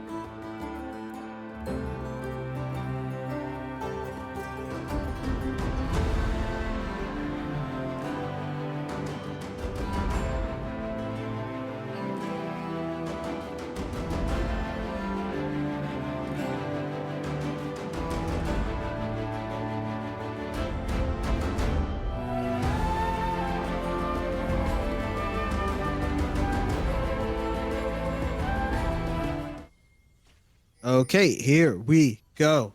In the game 4, DPS versus Knights of Ishtar. We do see DPS stacking 5, but it looks like Knights of Ishtar are thinking the same. Oh, this is going to be fun. Here we go. Shen currently out of position here. There is going to be the knockback, and Jordan is going to get taken a little bit low, but Last Flash from Shyvana is Nautilus. hanging out there. Yeah, Nautilus super low, Jordan super low. That is going to be the ghost out of your bad connection, but no one dies. No one dies. Everyone walks away. Okay, let's do it again. Absolutely insane. Minions have spawned. In this case, the trade was won by DPS. I Flash am being on a just higher cooldown than so. the Ghost. I mean, but he's got he's got Hex Flash. He'll be I mean, okay. yeah, I mean, yeah, he'll be fine. But I mean, obviously they'll still have to watch out for it. But a Flash is a Flash, you know what I mean? And I the mean, off that is chance fair. that the jungler comes and ganks, what's Nihilus gonna do? Sit there and charge for 30 seconds while he charges Hex Flash? I mean, maybe. Oh, that hook came dangerously close. Yulu is losing a chunk of health, though. I don't know if that is good. You don't have quite the same healing that you would if you were Melio, so have to be a little more careful, a little more considerate there, taking that minion aggro. Is going to press the Q, is going to get the knock up onto the Nautilus. On the other side, we do see Last Shyvana and Tygoon having a tank off there, up there in the top lane. Yulu walking forward. Don't get hooked. Don't get hooked. Does not get hooked. Well played. Last Shyvana gonna get knocked up with that decimating smash, but it's still a tank off. They both have grass. They both will heal at least a little bit. Yulu with the long range tornado there. But the priority is over onto your bad connection and to Yulu, and it looks like this is going to be a lot more reminiscent of the lane we saw earlier. That is going to be the hook by Chick in the Wing, but is going to take a chunk of damage in return. I don't know that that was actually advisable there. Loses about a third of his health. Last Shyvana and Tygoon, though. Actually, Tygoon winning that fight pretty hard. Ventro and Kugert also having a spell off. Like a spelling bee. Yeah. I mean, But we're yeah. gonna see J4 actually come down here. Both junglers on the bot side at the same time. Yulu's running out of mana, those casting these tornadoes basically on cooldown. But yeah, both junglers are here. Yeah, we're gonna be walking down here and so pinging both teams. Yulu gets a two-person knockup. Chick in the Wing is on to the rest of them, but it's gonna be no one wanting to engage currently. Chick in the Wing is actually getting taken super low. That's gonna be the flash out from your bad connection. Looks like it's gonna get the kill. Gonna be first blood. Roberto is getting taken super low as well. That is gonna be a kill for Frostbite, though. Frostbite is hanging around. Now uses his ghost as well. The ghost for your bad connection is not quite up, and that is going to be Roberto taking your bad connection. Yulu still alive as all of the summoners from everyone on bot lane are gone. Your bad connection's ghost is back up now, but a 2-for-1 for Knights of Ishtar.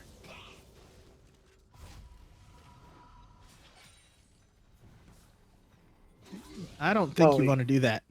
No, even though your bad connection did get first blood here, you know, very nice. There was a little bit of a clap back from both the Kog'Maw and the J4, each securing their own kill here.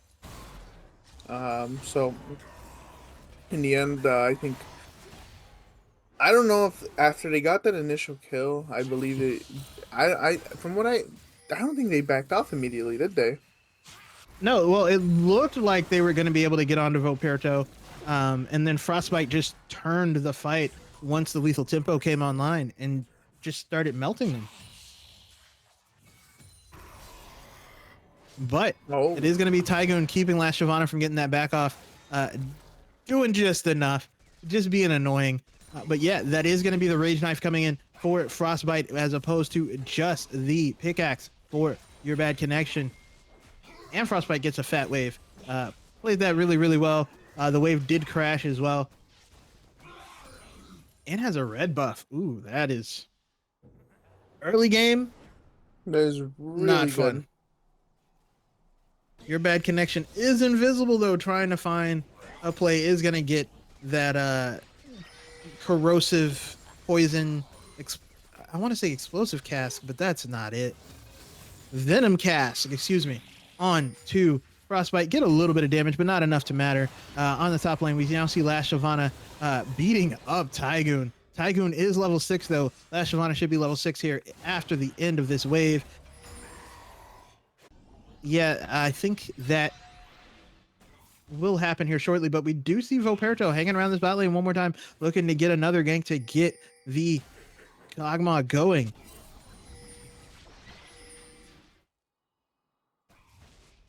is he going to be? He's not spotted. There's a pink ward No, right there, so he's not spotted. Jordan is hanging out nearby, but they don't know that there's a friend available. That said, Last Shyvana does have level 6, so if is uninterrupted, should be able to get off the ultimate, but it's not going to matter. We do now see Voperto leaving. We do now have the action coming in as Jordan is on to Chicken the Wing. It is going to be Yulu trying to disengage there as Chicken the Wing is going to be taken super low. Voperto is not going to be able to re-enter this fight as well. Kugert is on to Ventro, is trying to get this damage down, is not going to get hit up, is going to flash forward and get the kill. So there is going to be a kill in the mid lane as Kugert gets the 1v1. That said, neither jungler is able to make anything happen in that bot lane. And even if the Shen ideally does not want to even TP there, because one his wave's on the tower, right, and it's a cannon wave. That man cannot afford to lose that much XP. Sion's just gonna start chunking that tower for free, and like we saw even here, nobody even got low enough for anything to even happen. I mean, that is true, but here we go again. That is going to be the hook out from Chicken the Wing. Your bad connection is going to be running away, is going to use the ghost. That is going to be the knockups coming out from Yulu as they are able to prevent anything going on there. Did have to use the ghost though. That is going to be a catalyst coming in from Kugert. It is going to be the last chapter coming from Ventro, as now we do see those components start to come in a little bit more. Jordan just has... Ooh. Very nice taunt there from Last Shyvana. Gonna get a grass proc. Nothing more, nothing less. But it looks like it's gonna be a Dragon for Rift Herald trade, as it is going to be Knights of Ishtar taking that Ocean Drake. The Ocean Drake is also gonna be really, really helpful right now to just to hang out in lane a little longer. Yes, but Sion here, no, he's just gonna back. He's gonna be like, I'm chilling. Yeah, I don't think he wants to take that 3v1 for a Rift Herald that you're probably not going to be able to smite away. That probably isn't the best idea. I don't want to tell you how to live your life, but I feel like it wouldn't work out as well as you hope. 100%. And Last Shyvana here actually hitting level 8 before. I wonder if we're going to see any skirmishes here. Oh? Misses the taunt. Is still just slapping away at the Sion. Is going to be able to walk out of the decimating smash, but neither one of them is going to have too big of a problem. Kugert now on to Ventro. That is going to be the gravity well, but it's not going to be enough. Ventro is going to get knocked up. And he's going to go down. Yeah. And that's going to be 2 kills. And Kugert also doing it again. Yeah, and now he has 2 Dark Seal stacks there. Finally stacking that Dark Seal up. Not only that, he also accelerates when he gets a Rod of Ages here.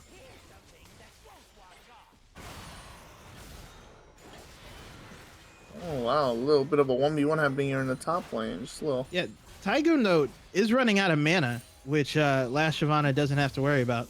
Oh, but Nautilus coming up. Might see a little bit of engage there. There goes the root. Yeah, but that's going to be all. Is going to get a little bit of disengage, and your back connection is there. Does actually now have the Vamp Scepter, so should survive these fights a little longer. That long-range tornado doing not a lot of damage, but just an annoyance to Frostbite from over the wall. Jordan is trying to ult into Ventro. Is not going to be able to get it to land. They are going to try to get onto Ventro, though. Ventro is going to be taken super low. Is going to get stunned, and that is going to be another kill for Kugert as Jordan is able to take up the tower. Kugert just hanging out, being awesome, getting some help. Did they drop the Rift Herald already? Did I miss it? Did they not pick? Oh, there it goes. Okay. Jordan is dropping the Rift Herald now in the mid lane. Is probably going to be able to get another set of plates. Voperto is pathing directly there, though.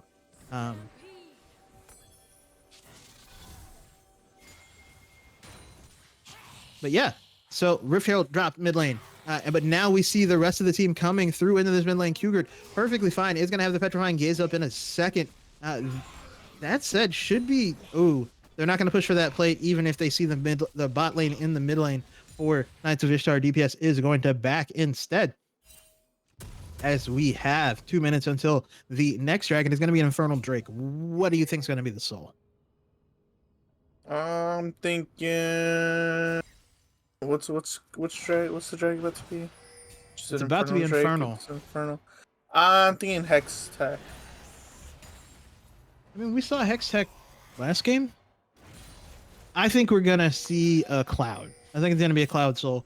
Alls was talking to me yesterday about Cloud being the highest win rate, but it just doesn't feel cool, right? So I think it's going to be Cloud just because this is such an important game. Qgert onto Ventro. Ventro is level 8. Qgert is level 10. And Ventro is going to lose half his health. Just gone. There's multiple members here. Oh, Qgert, nice dodge. Just Qgert playing with fire here. doesn't fancy slither and doesn't even need feet. As we see Chicken the Wing hanging out here and Yulu as well. Now we get Jordan also in the mid lane. Both ADCs left alone in the bot lane. Last Shyvana fighting Tygoon is going to get knocked up here by that decimating smash, but should be fine. Is going to taunt away, actually. Qgert, any chance landing that poison. Frostbite getting opened up on. I don't know if your bad connection is going to win, but Yulu comes through. Yulu with the save. That's the kill, but that's fine. That's a support okay gift with right that. there. Where's your support? Like, come on. Absolutely, Yulu. The only reason that was not a fight the other way. Frostbite was absolutely doing work there. That said, Last Shyvana trying to stop Tygoon from proxying is not going to be able to. Winds up having to walk back to his wave like, I can't afford to lose this. But Dragon, 12 seconds. We are seeing resets coming out of the bot lane, as it is going to be the Blade of the Rune King now taken by your bad connection. The Rage Blade is not finished by Frostbite, so this could be a bit of a difference here coming into this dragon, but they are already on it. Ventro on it. No, Voperto on it. Ventro just having a rough time in the mid lane, and that is going to be the dragon likely just taken. Jordan is going to jump in though, and now we're going to see this teleport coming out from the Scion as well. Twitch is opening up in the background. They are going to be able to take out the Janna. That is going to be the ult from Last Shyvana. It is not going to be enough. That is going to be the ult coming out from Tygoon onto Qgert. Qgert going to be forced to flash away. That is going to be the flag and drag onto 3 people, 4 people, as well as the 2-person ult. The Petrifying Gaze is also going to hit 2 people. Qgert is trying to get off the damage. It's going to get 2, but that is not going to matter as the rest of the team is going to go down. Last Shyvana being the only person alive. Where is Last Shyvana? I thought I saw him ult in. It says he's still alive, but I can't see him. Oh, did he go back to base? He ulted in and just kind of taunted away. He ulted in and he ulted in with half health. Fair enough. So that was a 4 for what? 2? 4 for 2. You take that every day if you are Knights of Ishtar, and we have an even game for gold as well. Knights of Ishtar having 2 kills, or excuse me, 2 dragons. Ugh. And that's a 4-1-2 Kog'Maw with the Rage Blade down. This is going to be a problem. No, 100%, especially after he just got that bounty off the cast and then picked up one more kill after that. It's just this is something that DPS should be afraid of.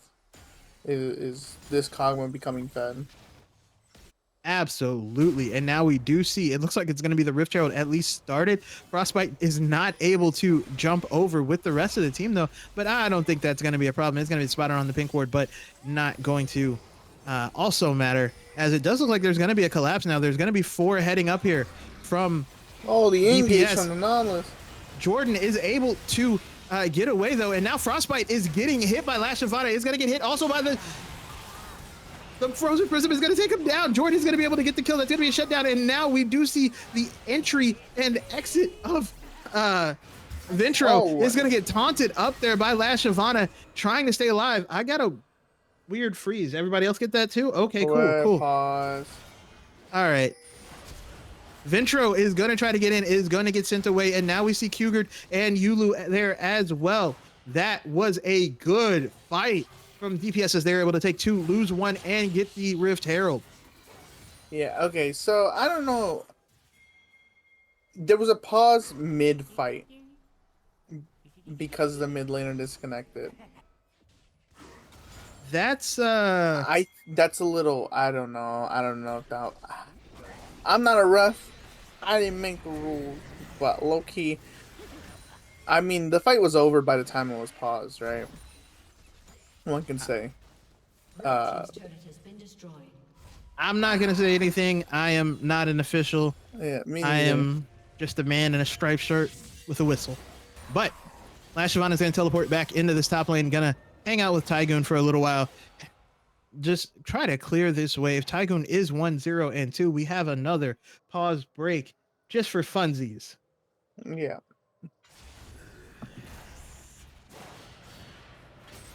But as we reset, there is about a 1,000 gold lead now for DPS. So they were able to turn that around, able to stay in the game. Cougar is big. Frostbite is big. Your bad connection is going to ult into and ghost into. Frostbite is going to go down with the ult from Jordan and the ghost from your bad connection. And that is what I was saying. How did you kill Frostbite? Invisible switch. That's the only way. The only way to get these. But in that case, he's caught out there. Let's say this is in a team fight setting, he's not getting caught out. That should be true. Shouldn't. You know, what we have seen, though, is Lashavana has been really on point with those taunts and wasn't on point with that taunt in the last team fight. But that is going to be Ventro trying to pick this fight. Yulu is kind of stuck out. Your bad connection trying to escape. Cougar is going to rotate up, but now we are trying to set up for this dragon fight. It is a Hex Tech Soul, like you called. I need you to stop being right when it makes me wrong. All right, sounds good. Anyway, I'm about to predict this team fight here, and I think that I think that there's a chance. Okay, so Kog'Maw actually in a good position here to take over, and it's gonna. Kog'Maw is in a good position. That is a knockup from Voperto onto Cougar. Cougar is going to be able to take down the kill. Chicken the Wing's going to go down to your bad connection. Cougar is going to be fine, and Voperto is actually kind of stuck here now. That is going to be Kog'Maw in the backside, going to be able to get off some damage. That Petrifying Gaze is not going to gaze onto anyone. Jordan is onto Voperto. Do you not see the Kog'Maw there? That's going to be the ult coming in, though, from the Shin. Is going to be able to get onto Ventro. Ventro is going to go down. That is going to be your bad connection on a killing spree. Voperto is likely going to have to go out. Teleports coming in from the Scion, though. Oh, Scion just good. He's too big. You can't hit him with a tornado. He's too big. Cougar is teleporting back into the fight, but they are actually running away. No, they are lower health. And now with an actual tank in front of them, the re-engage, giving enough time for everyone to show back up. Voperto just barely getting away. Not going to get away. It's going to go down. Jordan is going to be able to take the kill eventually, or maybe the poison doesn't matter. There is no jungler here for this dragon fight. DPS is going to now start it. Tygoon, again, still does not have ult. Did use it in that top lane. Cougar is going to be able to take that chicken the wing for the second time in this extended fight, and that is going to be Tygoon stuck on the wrong side of the fight. Lashavana getting taken super low. That decimating smash is going to be able to get Jordan, though, and now Tygoon is going to be able to turn it around, as the knockup from Yulu is going to be the only thing keeping the rest of DPS alive. And that's going to be a dragon.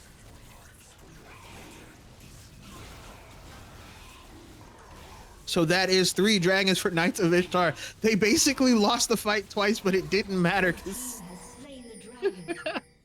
They did not win the numbers in the fight at any point, but it didn't matter. That is so stupid.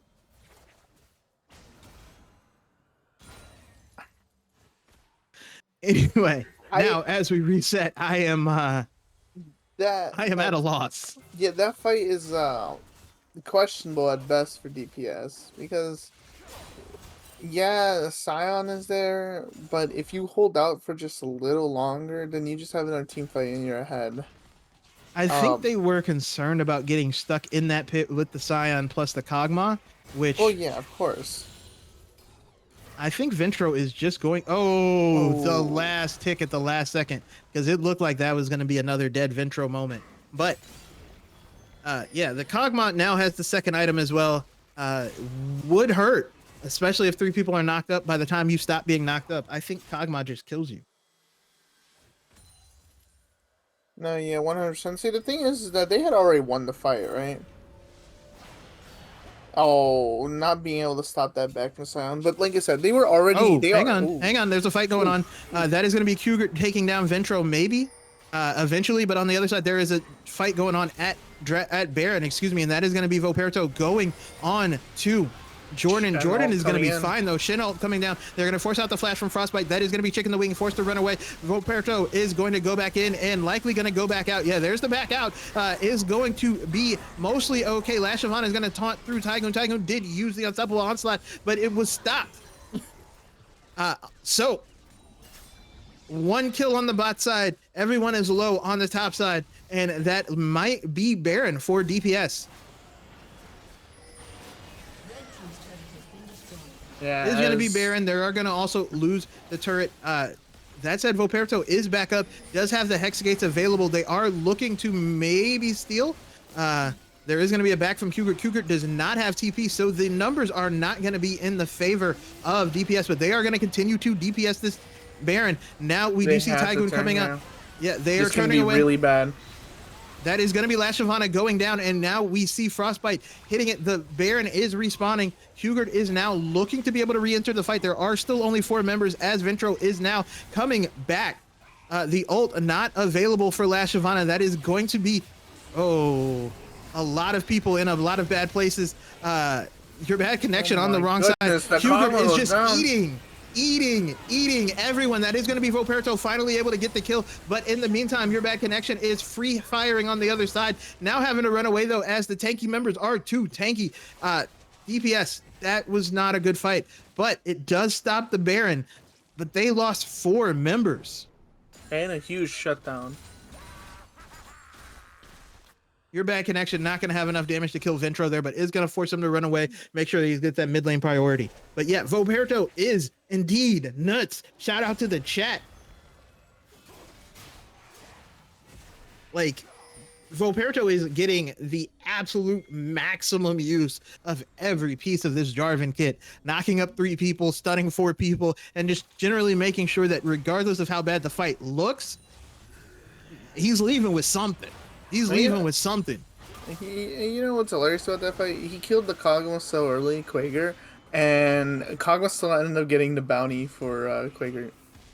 Because he was knocked up, and then he was in the Cataclysm, and then the Kog'Maw passive just waddles over there. Boom. Yeah. Voperto literally made that kill happen for the Kog'Maw, who is now looking very strong, but that is going to be the Rage Blade finally finished for your bad connection. So almost to item parity with the Kog'Maw, but more importantly, can be invisible. That I think is the biggest reason that even these fights continue to happen for DPS, is that Twitch can reposition in a way Kog'Maw cannot. But we have these dragons coming up in about 30 seconds. Do have to wonder, how is this going to play out? We do have ultimates available from both top laners, as well as teleports available from all the solo laners. Whole lot of summoners available. Your bad connection opening up on the Frostbite. Voperto finally misses, and it's the worst time to do so. And now the Stand United is coming in. That is going to be a teleport as well from the Scion, but he's not going to get to do anything with it. Is getting absolutely melted. Is going to have to ult away, as that is a 1 fight by DPS. The flash from your bad connection on the flag and drag, the only reason that Voperto wasn't again able to make some magic happen, but Frostbite is dead, and that is going to likely be a dragon going over to the way of DPS. Yep, they're going to give this one. They know they already have a 3-0 dragon lead right here. It's fine to give this one up. Now, the interesting part is that your bad connection has been allowed to basically walk up on this Kog'Maw. Absolutely.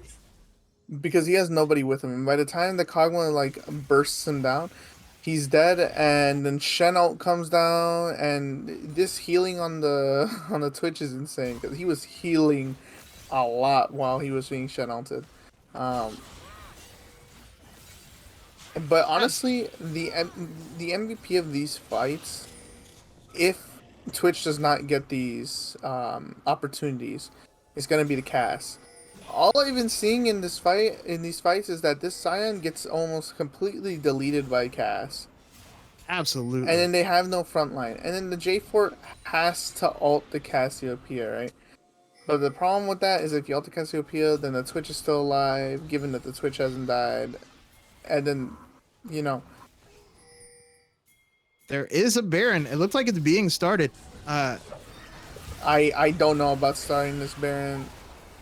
But look, take a moment. Look at this. Look at Quaker right now.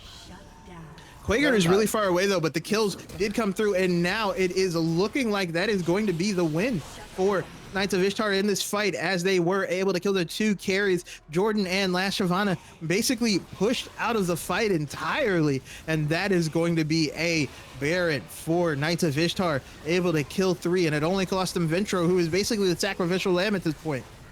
You remember when I said look at Quaker? Yeah, I lied. I'm sorry. I mean, everybody was looking at him. I'm be honest. You got caught, and then the rest of the fight was very academic as far as the numbers never added up for DPS.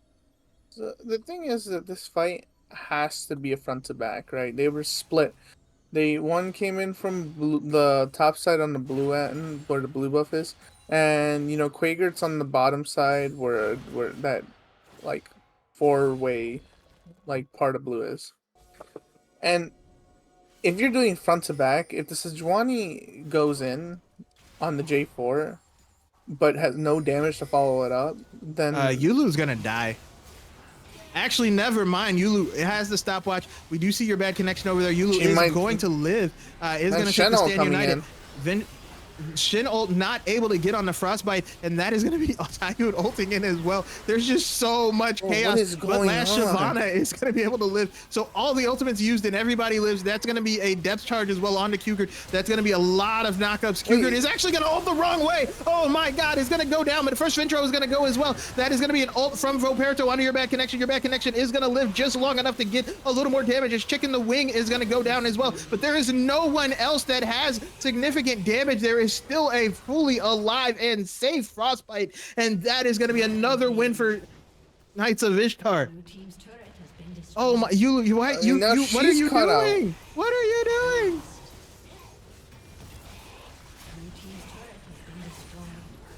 Oh my goodness. What are you doing? I can't say it like that guy. The Jesus Christ on a motorbike guy. I love him. He's hilarious. But it looks like this is going to be the game, as Knights of Ishtar are pushing to end. Your bad connection is up. Kugert is going to be up as well. Voperto is going to go down. Quaker is up. Scion doesn't care. You hope. I mean, he can still be stunned at some point, can be knocked up. So yeah, that is not going to be enough to end the game, at least. He's gonna get stunned, gonna get knocked up, eventually gonna go down. There is a dragon coming up in a second. There is still teleport that's likely gonna be available on the Scion in 43 seconds. Teleport gonna be available on Ventro in a little bit sooner. I think.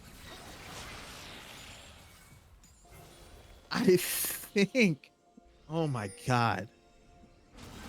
No. I think this dragon is going to go over, but I can't be 100% sure at this point. It's 25 seconds.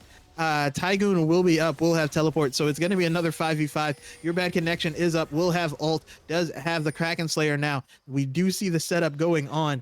I just don't understand. The question is this fight is this gonna be a game just like Rat Legions yesterday with FFZ, where Rat Legion got so close to defeating the enemy by 300 health points on the Nexus, and KY's in the same. I don't want to jinx it, but one bad fight here could spell the end. Well, here comes the fight. We're going to find out, and that is going to be Kugert stuck in the wall. He's going to be able to get a giant stun onto lots of people. Your bad connection is going to go down, though, and Kugert is going to be running away. It looks like it's going to be the win for Knights of Ishtar. Kugert not going to be able to dodge out enough and is going to go down eventually. Yulu is finally going to ult, but it's a little too late, as that is 5 members of DPS down, and Knights of Ishtar are going to take us to game 5. What the heck?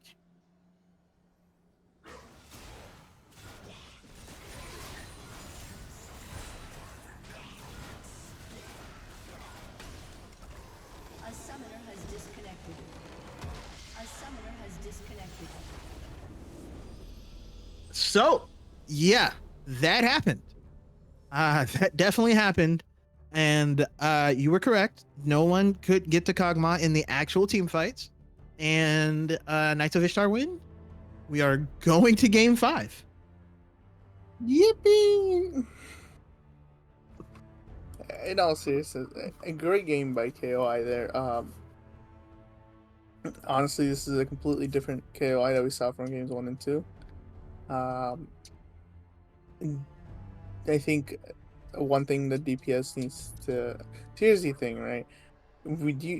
Usually we want like you'd want Jordan on like some sort of like hyper carry, right? So that when she does do these plays, because you know the plays are good, and so when she actually gets going on these plays, she'll be fed. She'll have more of an impact. Problem is that the KOI has been banning them, so they're reverting back to their old mantra of the ADC fed, let's go front to back every time. Problem is that KOI just has a better comp. In this case, this was a draft issue. I think everyone has gotten their macro correct. Everyone ate their Wheaties. This was a comp issue. No one could get to Kagwa. It was just too hard. 3 tanks, so much engage. Janna can only do so much against that engage. Shen, we've seen multiple times. Yes, his taunts were on point, but when the taunt mattered to hit the Kog'Maw just has to flash away. And by that time, Shen is way too far pushed up. He dies. He dies immediately. Their chance lied in the Cassiopeia. But as long as J4 is there, J4 just ults onto Cass, then calls it a day because everyone just throws everything in Cassiopeia. So Yes. there's just got to be a change here, either in terms of how we're utilizing jungler, if there is another carry jungler, or if there's something that can come out a little bit more, or if we can get your bad connection on a last pick counter. I think that might be it. I think you are very correct on all of those things. So we will find out here very shortly because we are going to game 5. We will find out if DPS just wanted to up the drama or if Knights of Ishtar are able to reverse sweep. Wouldn't reverse sweep just be like putting dirt on the floor? Yeah, actually, yeah, it'd be taking the dirt you just swiped away and putting it back. Right. It's like empty. If somebody just took the dustpan and like flung all the dirt everywhere, that's reverse sweeping. That's really what it is. Mm-hmm. But we will find out very shortly which one it will be. Do not go anywhere. We will be back with game 5.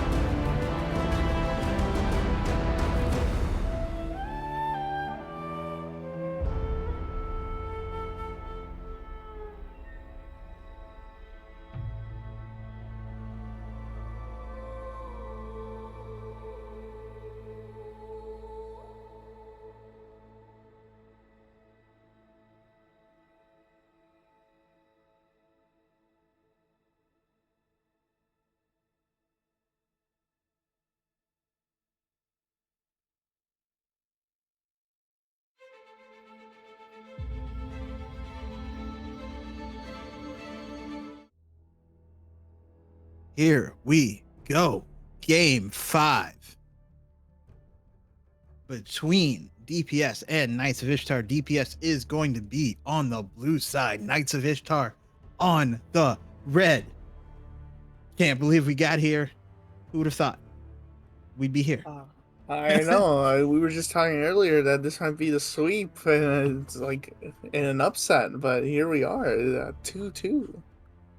Yeah, I mean, I am at a loss for how we wound up here, but now we are going to see DPS banning out the Jarvan, banning out the Nautilus, and banning out the Ornn. Yeah, that makes sense. On the other side, Knights of Ishtar are going to ban out the Wukong, the Kindred, and the Lulu. Still not looking to see any of those activated by DPS. Does leave the Amumu on the board for DPS. Meaning that they're gonna have to play another one of those comps where it's front to back, and this time they cannot afford to mess up here. Unless we have Kog'Maw coming out. Yes. I thought that was going to be the first pick. That makes the most sense to me just because of how we've seen this go recently.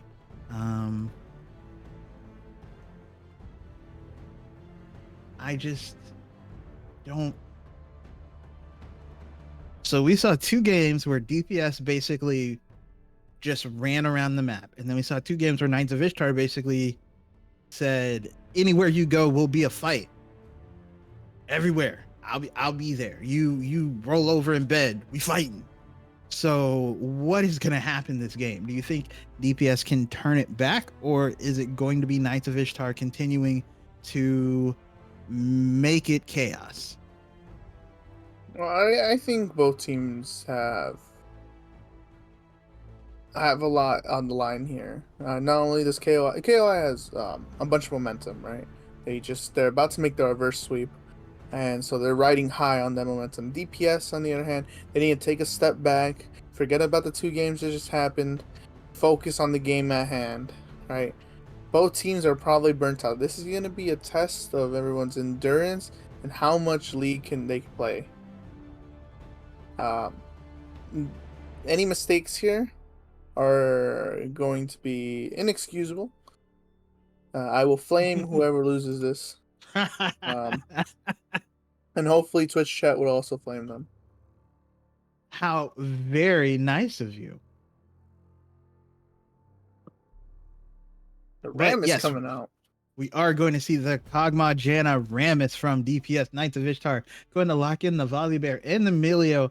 I wonder if they're going to switch it around and they are going to take. I don't understand why DPS stopped taking the Milio. I mean, I understand in this instance, but I would think you would first pick the Milio and then take whichever between Kog'Maw or Twitch you get, right? Like that makes sense in my head. But yes, we are just going to see an ADC swap here with the Kog'Maw for DPS and Knights of Ishtar taking the Twitch. Well, no, see, okay, so in this case, this is an opposite of last time, right? There's actually a way to actually get on this Twitch now. That if is he's not true. invis. Like, if he's in the backline, Rammus could just R in and then taunt, right? We're gonna have to see what the top lane picks are here, because this is looking again like a Shen might appear. And honestly, I wouldn't be surprised if they kept Cass.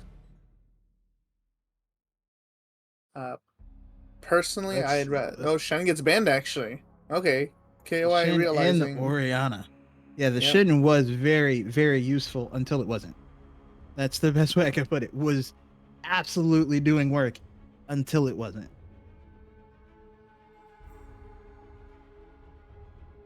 Alright, we're gonna see what the picks are, what the last ban is actually here. I'm kind of wondering because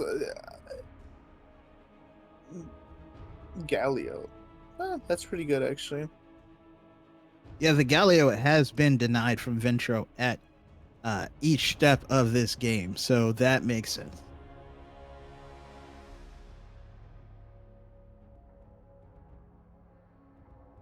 What are your thoughts on this? Who's Who's picking first here? Top or mid? Oh, mid Syndra. Yeah, I mean, Syndra is not a fun matchup for Anivia, so I don't think DPS is going to lock in the Anivia. I don't know, because we, again, have seen the Cassiopeia twice look super strong, even into the Syndra, but it's going to be the Vigar. Oh, it's the Quigger Vigar, right? So Quigger, he is actually really good on Vigar. He is right now. I mean, he has negative win rate on Vigar, but in BTL he's actually done. In BTL he's actually done really well on Vigar. We saw it pop off. Last time, when was it? I forgot who against it was. But it did pop off, and I know he was talking about it. You So had me, and then you made it sound bad. I'm yeah, not I gonna thought I lie had to it you. too, and then I was like, wait a minute, why does it say 38%? But we don't we don't talk about that. But we do get the Vigar and the Cho'Gath, and it's going to be an Olaf up in the top lane for Knights of Ishtar. So not opting into the Fiora this time. Ooh, these are. I'm not gonna lie. Olaf with Melio is like Kindred, but you just get to watch it chase you. Like instead of hopping forward and hitting you eventually, it just runs you down. Yeah, I mean, this is gonna be an. So both teams are gonna respectively try and get to their ADCs, or like the Veigar is gonna be a target, the Syndra is gonna be a target, the Twitch is the target. So Kog'Maw Veigar we're looking out for, in a Syndra Twitch, right? Yes. We saw the Cho'Gath do really well, even into a bad matchup like Fiora. We're gonna see how it does into the Olaf. Volibear jungle is gonna be really good for any dives, or even early. I believe is slightly better than Rammus. But Rammus does have that ganking potential. So this is especially one of those games where they really have to keep tabs on Rammus. I mean, they have the last two games done a great job of making sure they do not lose wherever Jordan is. So I have faith that they can keep track of the Rammus in these fights and any other action that happens, basically.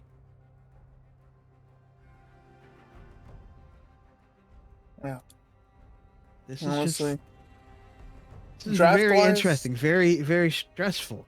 Yeah, no, both teams are got to be very nervous, and that's why. I mean, we got. I mean, in this case, I think Vigar is going to be really good here. I mean, because it's gonna keep the Twitch out. It keeps the Syndra at bay. Olaf does get to run in, but you have two tanks that can hold. Even though he's unstoppable for the entire time. I mean, Janna's not really gonna be able to stop it. They just have to chunk him down, right? It's not like Olaf's gonna be building like full tank. Same thing with Volley. Volley's gonna have to. See, the thing is that like KOI has a comp that's like, when we go in, we're going in, right? Volley goes in, he's going in. Olaf's going in, he's going in, right? I mean, you can say the same thing about DPS with the Rammus. But I assume that Jordan's going to play Rammus a little bit more defensively. So instead of only initiating when your bad connection actually gives the green light of like, we have to go for this ult in.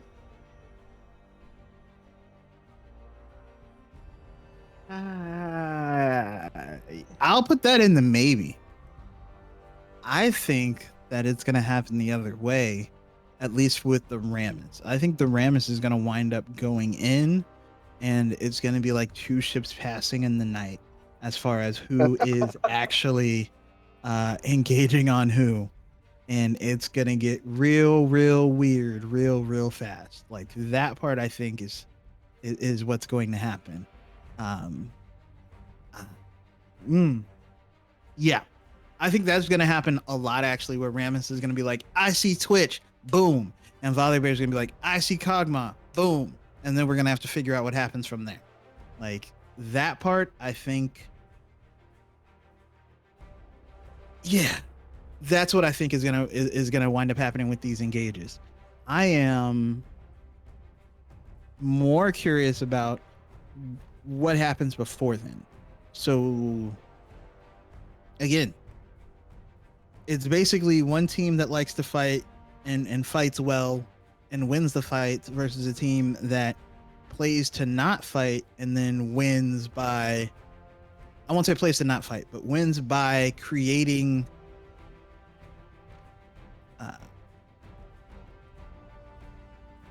advantages and then fights when they have the advantage. Which way is this going to go? I mean, that's going to be a question that we have to ask ourselves once we see these first skirmishes. Because I mean, even as we've seen, right? We've seen like DPS have a lead. We've seen KOI have a lead. And one fight, even when they're ahead, goes wrong. They overextend, they overstay, and bam! All of a sudden, the gold lead's the same. Like we saw that in Game 3, even in Game 4, DPS was ahead, and all of a sudden, one bad fight because they overstayed for way too long. They had already won the fight. They just didn't recognize it. And then boom, all of a sudden, KOI has the gold lead and they got the drag. Like it's gonna be a lot of recognizing in this game that when a fight's won, the fight's won. You don't need to keep fighting. Yes, that I think that is something we need to talk about. But we will find out the actual answer as we talk about it after the spectator delay. So no one go anywhere. We will be right back with Game 5. DPS, Knights of Ishtar, to see who's going to be in the finals and face Fantastic Four and Zerathai.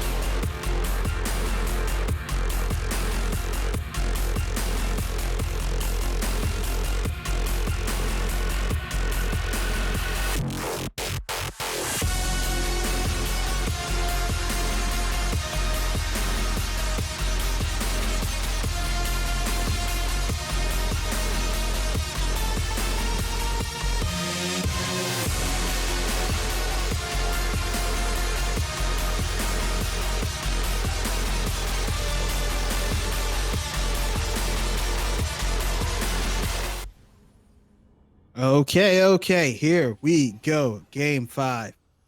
We are Welcome. seeing a little bit of a stat coming out from DPS. I don't know who they're going to catch. And Ventro might have Yeah, seen Venture stopped Cougar. quicker. Minions spawn. So maybe they know something fishy is up. Maybe they don't. I don't know. Nothing major is going to happen. Does not look like there's even going to be deep wards gotten in the bottom side of the map by Knights of Ishtar. So that just Minions have spawned. yeah, that was fun. A But little bit of that. No, we go are on. going to see Frostbite taking press the attack on the Twitch and not lethal tempo like we saw your bad connection take last time.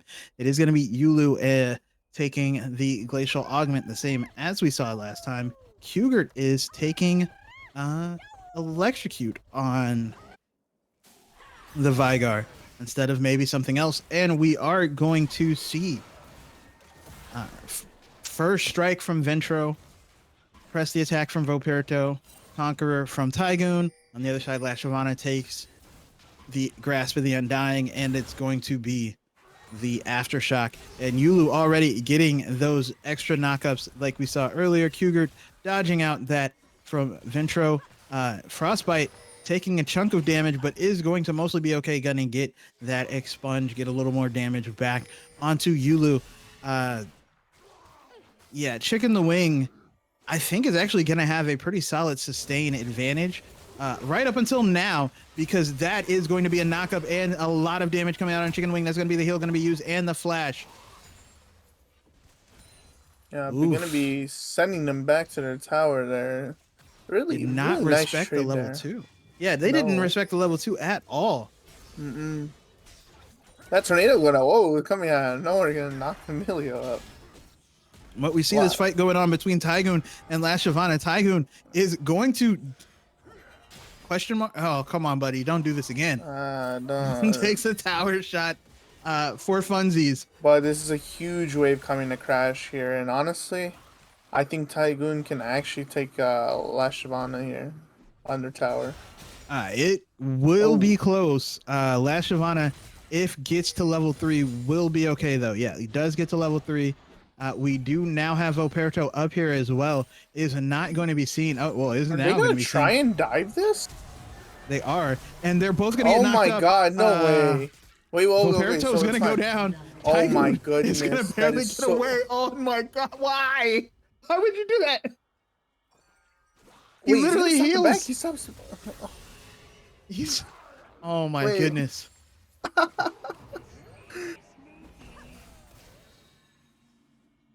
And Jordan sneaks around and is in this bot lane and is unseen. There is no. I don't know. Gets the if that taunt, dive is- and that is Chicken the Wing going down. Jordan gets the kill. Frostbite does survive with the campfire, but yeah, that is 2 kills. Now we see Tygoon ghosting back in. Did get a back off and teleported. Why did you stick around that long? La Shavana is likely going to go down. Eventually, this next axe maybe is going to sidestep it. Yeah, there it goes. Why? Wait, he stayed? He stayed the whole time. They're all trolling me. They're trolling me, all of them at the same Yeah, time. I There's no mean, other look, explanation. Look, I just barely got into gold, right? So, but I know when to go back and get more health after a fight. Like you have the double buff. You just forced them back. You got the wave to crash, but like you can just back and TP, and you'll have not only an advantage, but an advantage. Yeah, you have item advantage, and then I mean, a level advantage because you would have like came back with TP. Just yeah. So anyway, now La Shavana TPs to the wave anyway. Ooh. That auto from Yulu cost your bad connection. A minion. Yeah, I know how that worked. Yeah, well, actually, we're gonna see a drag here started by yes, we are early drag here getting started because Yulu is getting taken super low. That is going to be the heal. The campfire giving a lot of attack speed and attack range to Frostbite. But yeah, that is going to be a free dragon, a flash out of the Twitch, and it's going to be the heal out of the Janna. Very well done from the bot lane of Knights of Ishtar. I should specify which bot lane did good there. But yeah, the dragon going over is going to be a Mountain Drake going to the side of Knights of Ishtar.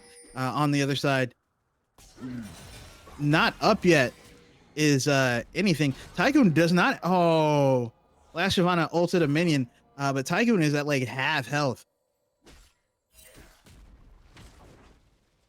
Could be under threat if Last Shyvana had that ult. Now it's actually an even bigger problem because, yeah, here comes the Ragnarok in a second, and that is going to be Jordan coming through. The taunt is not going to be effective. The knockup's not going to be effective. Oh, it is. It's going to be just in time. Oh, my God. And that is going to be Last Shyvana with a huge lead. Going to be able to take a plate as well. Wow. Just wow. I might be able to get 2 here, actually. No TP from the Olaf. Yeah, the Olaf is going to walk there. It looks like Volperto is going to walk there as well. We are nearing that point. We all know that point where someone's going to rotate up from the bot lane of DPS. We do have your bad connection pushing out right now. But no, the second plate not going to be taken. It is going to be a back coming in from Last Shyvana. Learning from his previous mistakes of overstaying. He's just going to take the back, take the one, and then easy. But Jordan is 2-0 on this Rammus. And while you would like the kills to go on to carries, Rammus being accelerated into a team where you have things like a Olaf and like a Twitch isn't the worst thing in the world. No, and she's actually finally built correctly. I do remember her not building Thornmail half the time, and That is true. and it was very questionable. But hey, now she has it. So she looked up a guide. Olaf here gonna stop the back. Jordan, what are you doing? Is Jordan about to get run down here? No, gonna be fine. Even if you are Olaf, you don't want that. You don't want that Hey, that drama. I don't think that's a good plan. Hey, now Does he's have the stuck ultimate out. now. Does have the ultimate now, so is just gonna be fine eventually. Gonna prop the ghost. That is gonna be the scatter of the week used on the Hugert. Hugert is trying to get away. The knockup is not gonna be enough, and that is gonna be an eat from Last Shyvana, but it doesn't matter. That is a kill for Tygoon onto the Vigar. Yeah, yeesh. And forced out the flash, so that means Ventra will have an easier time if can land the scatter of the week and also get a lot more damage down. Currently, Volley and Syndra are going to be rotating bot here, seeing that they're overextended. Jordan going to end up knowing is going to go as well. There's going to be the ghost out of your bad connection. Volley is going to be unstoppable and go in. That is going to be Yulu going down. Jordan not going to be level 6. The scatter of the week is going to come through. Ventro is going to not press R. Okay. Maybe not enough damage to get the execute. Last Shyvana is going to get a plate up here in this top lane and a knockup as well. But Yulu does go down, was not level 6 before the rest of everyone else. Jordan as well, just now hitting level 6 off of that camp. That is one of the times when being a camp behind really, really does not help. So we've learned that the ultimate from Volley Bear does have priority over the tornado. Oh yeah, it's unstoppable, so will not be stopped.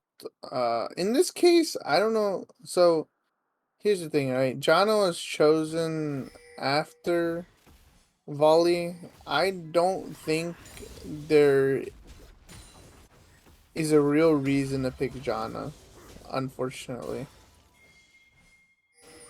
Because by the time disagreeing with you. Well, because the thing is, like, the Jono ult, like, I mean, from what I've been seeing, it doesn't really push people away as much as I keep thinking it does. And plus, Olaf is CC immune the entire time, so. Oh, like, buddy.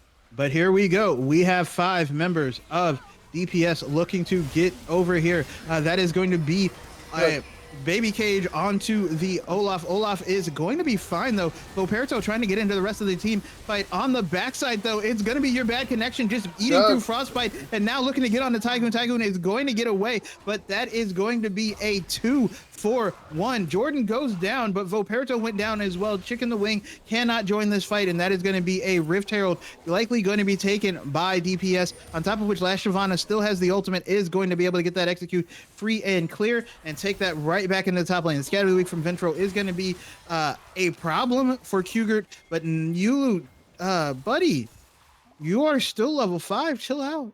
Chill out. Chill out. And the dragon is going to be up immediately. Rift Herald is going to be dropped in the top lane by Last Shyvana. Dragon going to be started. We do see Jordan here. They are able to spot out Voperto. I don't know about this. This might be tough. Yeah, I don't know. I think forcing the drag here might be a little bit of an issue, especially without Cho'Gath. Cho'Gath does have TP though, but he does have to back before he can come back into this fight. Yeah, he's not going to be here in time. And that is going to be Kugert going down. You maybe should have just let that go at that point. Also, the teleport came in from Tycoon into that. Kugert is going to be able to get that first tower.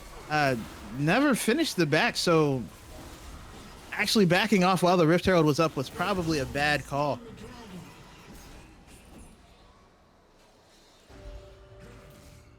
And here we are. 2 dragons, 2 Knights of Ishtar's name. DPS. Yo, just hit the tower. Just hit the tower. Just hit the tower. Red team's turret has been destroyed. Okay, he still got the tower, but yeah, he got. I don't know if he got the gold for being that close to it. Gold. Oh my god. He got 50 gold. He didn't get the actual. I don't. We do see Frostbite trying to get away from Jordan. Jordan can see but can't catch up in time. There are going to be 3 members down here for Knights of Ishtar as well. That is going to be Frostbite now spotted. Yulu is going to get the knockup, and that is going to be Jordan trying to enter in, but it's just going to wind up taunting out Voperto. Voperto is going to run away though and not want to deal with any of this madness. Is going to try to turn around now. Yulu, oh no. That is the wrong direction. That is going to be Jordan going in. That is going to be a knockup, and that is going to be Chicken the Wing going down. Last Shyvana is going to get the kill. Kugert on the other side, though, is going to go down in the mid lane as we now see all of the friends down here in this bot lane looking to get on this tower. Frostbite is going to go invisible, but is going to be forced off the tower, and that's going to be a plate or 4 going over to DPS. Actually, it's only going to be 2 plates, maybe. Yulu here might be in trouble. Yeah, that is also going to be Ventro coming through. This is going to be rough indeed. Yulu does get the ult off and then has to flash away and gets a knockup, but I don't know if your bad connection is going to survive. In fact, is not, and that is going to be a kill going over to Frostbite. Is I think Frostbite got the kill? No, Syndra. Syndra got the kill. Okay. Yeah, Syndra got a kill. She's now on a killing spree. That makes sense. That makes sense. But on the other side, Last Shyvana literally left that fight TP'd under tower in vision to go to top lane. I don't like that TP. I don't understand that TP. And on top of which, the other team saw you and immediately after you TP'd went, cool, I'm going to go kill them. So we have a break. We have a pause. We are going to go to the pause screen and we will load back in as soon as we are here. Just in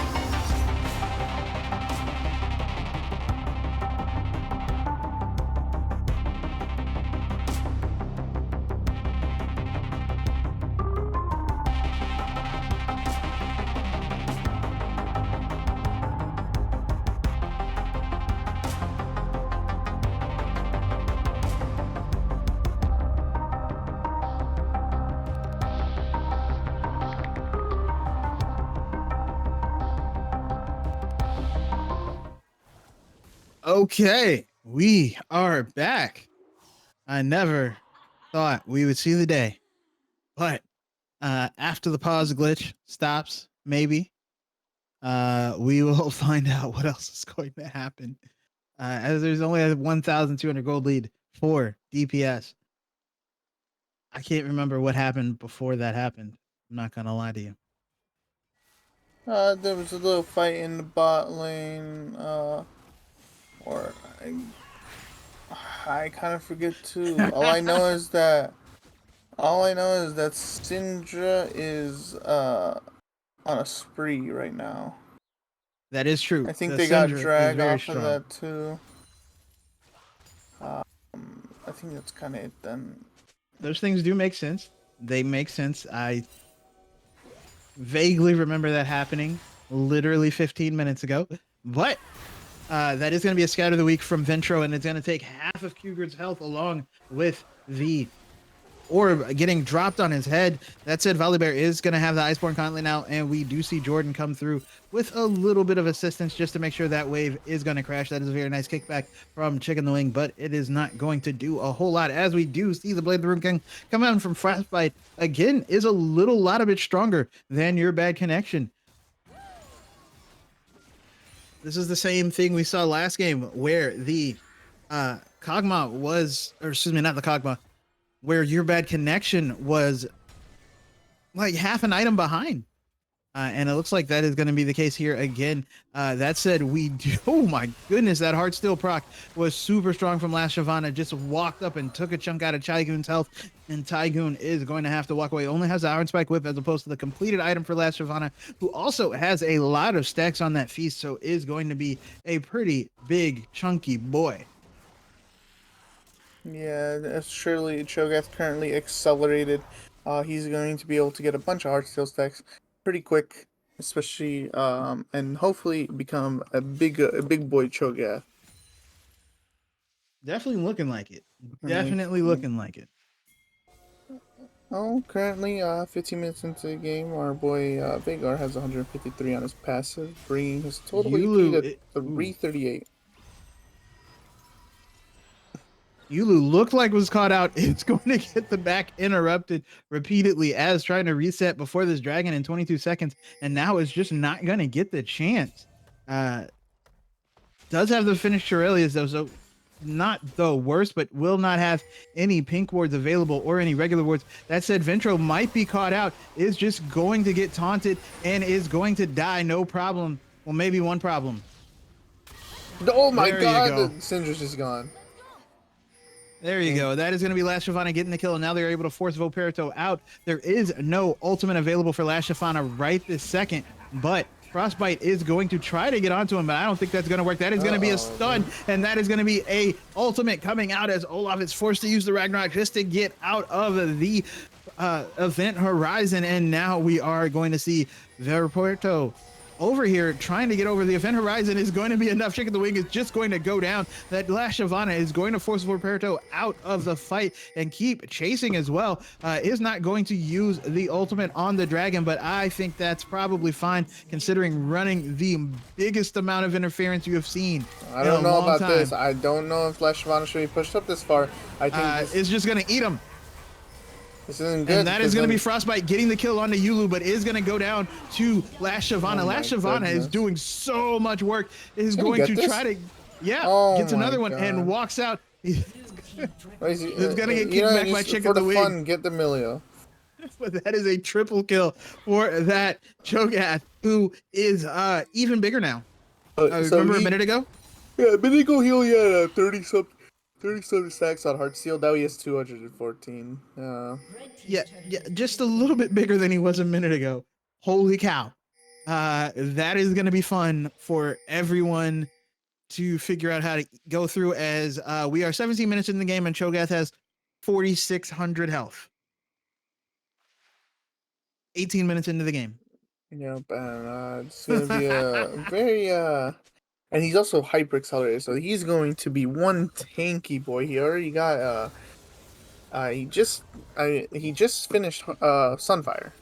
Yeah, and you see him, he's just walking there with the help of the Janna passive, and no one wants to deal with it, as it looks like it's going to be a Rift Herald that's going to be taken by DPS. And I imagine Last Shyvana is going to get the stack off of that too, as now DPS is just able to bully them around. Oh, He did not get the stack. stack. I would have liked to Thanks. see the stack being given to him, but hey, it is what it is. Perhaps looking to use it during a fight. I mean, I can't understand that. Oh, no, just used it on a minion. I don't like that. Oh, no, that wasn't it. That was something weird. That was a weird animation. I don't think it matters, though, because this tower is going to go down, and Last Shyvana just keeps walking forward, scaring off the members of Knights of Ishtar there, and they are going to be able to take 2 towers with that Rift Herald. Last Shyvana trying to escort the Rift Herald. It is going to get a knock up onto the Melio, but that is not going to be enough. On the other side, though, it is Tygoon just hanging out, solo split pushing again with the teleport like in vision. I don't like the way these are going from Last Shyvana, but that is probably my biggest pet peeve here coming out. Is not going to get the knock up on the Tygoon. Tygoon is going to be able to walk away. Yeah, he's going to be gonna fine. chase him. I mean, he is slowed. He is CC immune, but I don't think they're going to be able to catch up. Actually, are now, because that's the Shirelius. Oh my god! And now he's he going to has be knocked aura. up. He healed just enough with the auto, but now Last Shyvana is just chasing down. down. Oberto. Bro, look at him. He's so fast. There's nothing they can do. Oh, he hit the aura. He made him use the ultimate. This Cho'Gath is so freaking huge. I don't believe it. I don't believe it. And if I were them, I would just start bearing. That I would wait for the ultimate to come up for the Cho'Gath, but yes. Well, by the time I get to bear, Cho'Gath ultimate's up. But you know, he probably has some gold to spend here. Man, Just a little bit. He is 100 shy, 100 health shy of 5,000. They did have to use 2 ults to get away from Cho'Gath, and one of them died anyway. Yeah, he is super strong. There.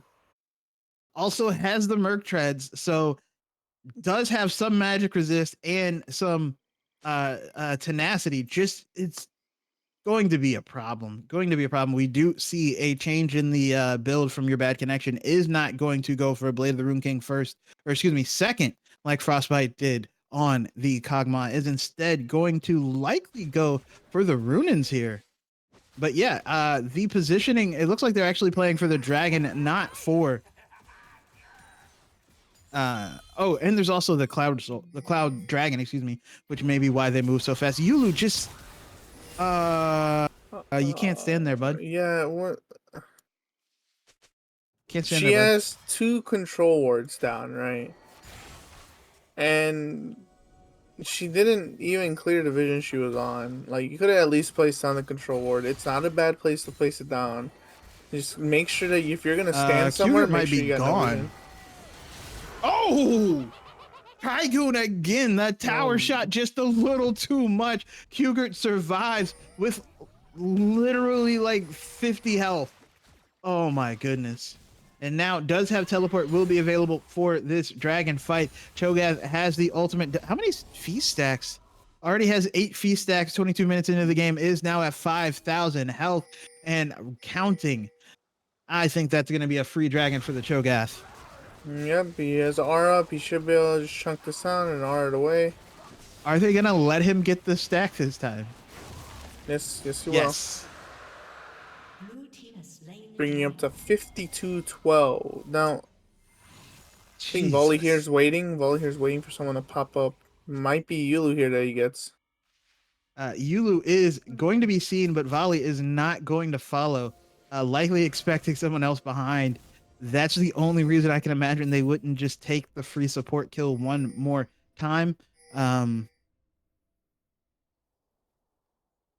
But yeah, I don't know what you can do for this Cho'Gath at this point, because you can't kill him faster than he can run, and you can't kill him faster than he kills you. Actually, what is the actual damage on the feast? The damage on the feast is 837 true damage.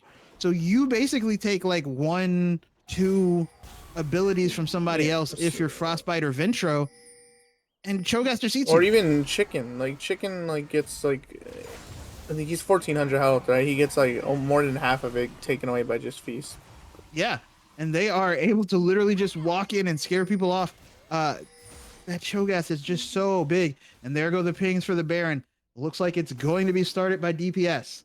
And Lashvana already having his Feast up, so they should not be able to lose this at all. His our Feast will do, I think it's like 1500 true. 1300, yeah. 1500, so more than a smite. Oh my god. And it's already super low, and it's He gone. got it. It's gone. And that is Voperto stuck in the pit, is going to go over. Oh What? my lord, He's just Cho'Gath. no fear. Not a droplet of fear. On the other side, they are trying to get on the Tygoon. Tygoon is going to run away. The Ragnarok is already down, and that is going to be Hugert on a killing spree now. Oh my goodness, DPS. With the Baron, all 5 members up. The top lane is down for Knights of Ishtar, and Last Shyvana is huge-humongous. That's how you pronounce that for realsies. Huge-humongous. Humongous.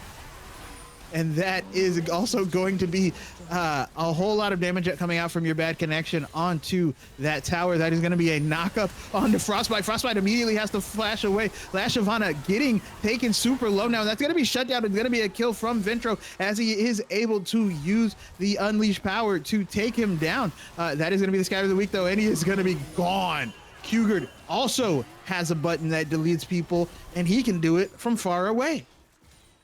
Yeah, but it's gonna be a huge shutdown to the Syndra. Much needed gold that she is going to need if she wants to take care of this Cho'Gath. That is very true, but I think it was actually Frostbite who was able to turn after flashing away and deal at least enough damage and the slow. I think that might have been the more important one, was the slow from the Blade of the Rune King, able to keep the Cho'Gath from walking away, which... Eesh. This is just fascinating. 5,600 health now. 10 Feast stacks. Feast now does 15, almost 1,600 damage to neutrals and almost 900 damage to champions. You know, this isn't the person I thought would be the problem when I saw this comp, but this is actually probably worse. Yeah, it's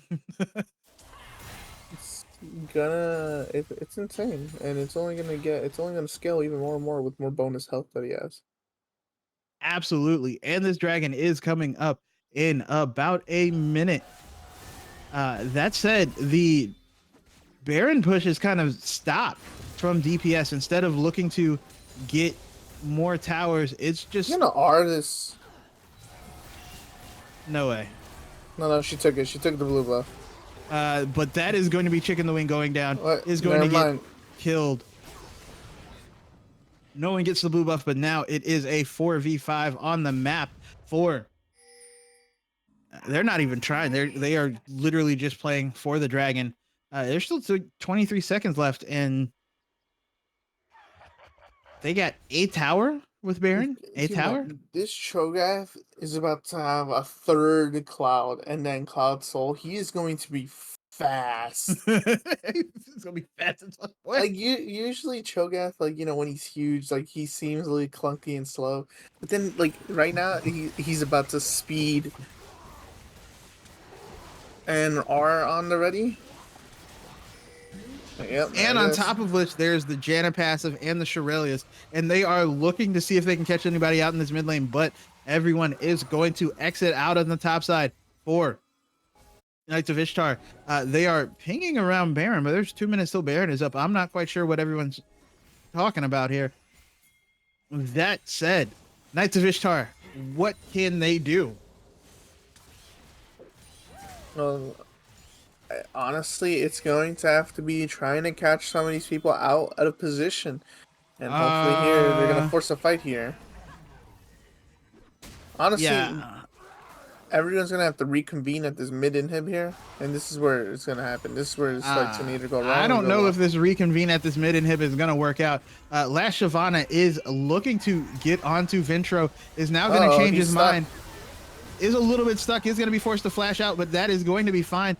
They are going to survive just fine. Vitro is going to scatter the weak over there, but it's only going to hit last Shyvana, and now they're going to walk away. I do not think that is how you wanted that flash to be used. I thought they were just going to siege the inhibitor instead of trying to turn and take that fight, but Twitch now has that Lord Dominic, so it could be a problem if he's allowed to free hit. That said, looks like it's going to be a tower taken on the bottom side here. Team's turret has been destroyed. Ooh. Chicken the Wing taken incredibly low, was stuck in the cage, was not able to get anything off, but there's 893. I repeat, 893 AP on this Vigar as well. Yeah, and this Cho'Gath's Feast is now doing 919 true damage to champions and over 1600 to any neutral monsters. Oh, they are able to get onto Yulu, but Oh my Yulu is able to God. survive with just a sliver of health. Didn't even have to use the ultimate. Doesn't even have the ultimate to use or the heal. But last Shyvana cannot get away now. Here he comes. Here's the turn. They got all of that. And last Shyvana's at like 40% of their health still. Twitch putting in a bunch of work here. Twitch cutting down that Cho'Gath. It took him 8 seconds. Oh, here we go. And they are able to get the stun, and that is going to be Voperto out of the fight immediately. Now the rest of the team running away, but there is no jungler as this Baron comes up. Last Shyvana also does have the ultimate, so between the smite and the ultimate, there's about $3,000, or not dollars, 3,000 damage that is available.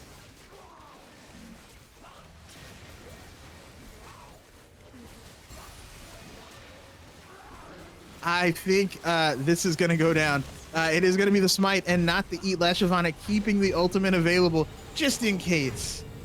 Just in case. But now we have a 3 Cloud Drake team with Baron walking down the mid lane. Maybe looking to siege this inhibitor finally. They're gonna need to force a team fight here, especially since Olaf. Well, now he's basing, so they're just moving so fast, and like I said, the Janna passive as well. And Cloud Soul is probably the best soul they wanted here. I mean, it is making people win. It's that Veigar has reached 1167 AP. Last Shyvana just standing there. Hugert is going to get hit with the Scatter of the Week, but is mostly going to be fine as Cho'Gath is just hit, or excuse me, Kog'Maw, the other Void monster, is just hitting the inhibitor, and now it looks like it's going to be the call for the Dragon Soul. Playing it nice and safe is going to be DPS, looking to just take what is there, take it off the map.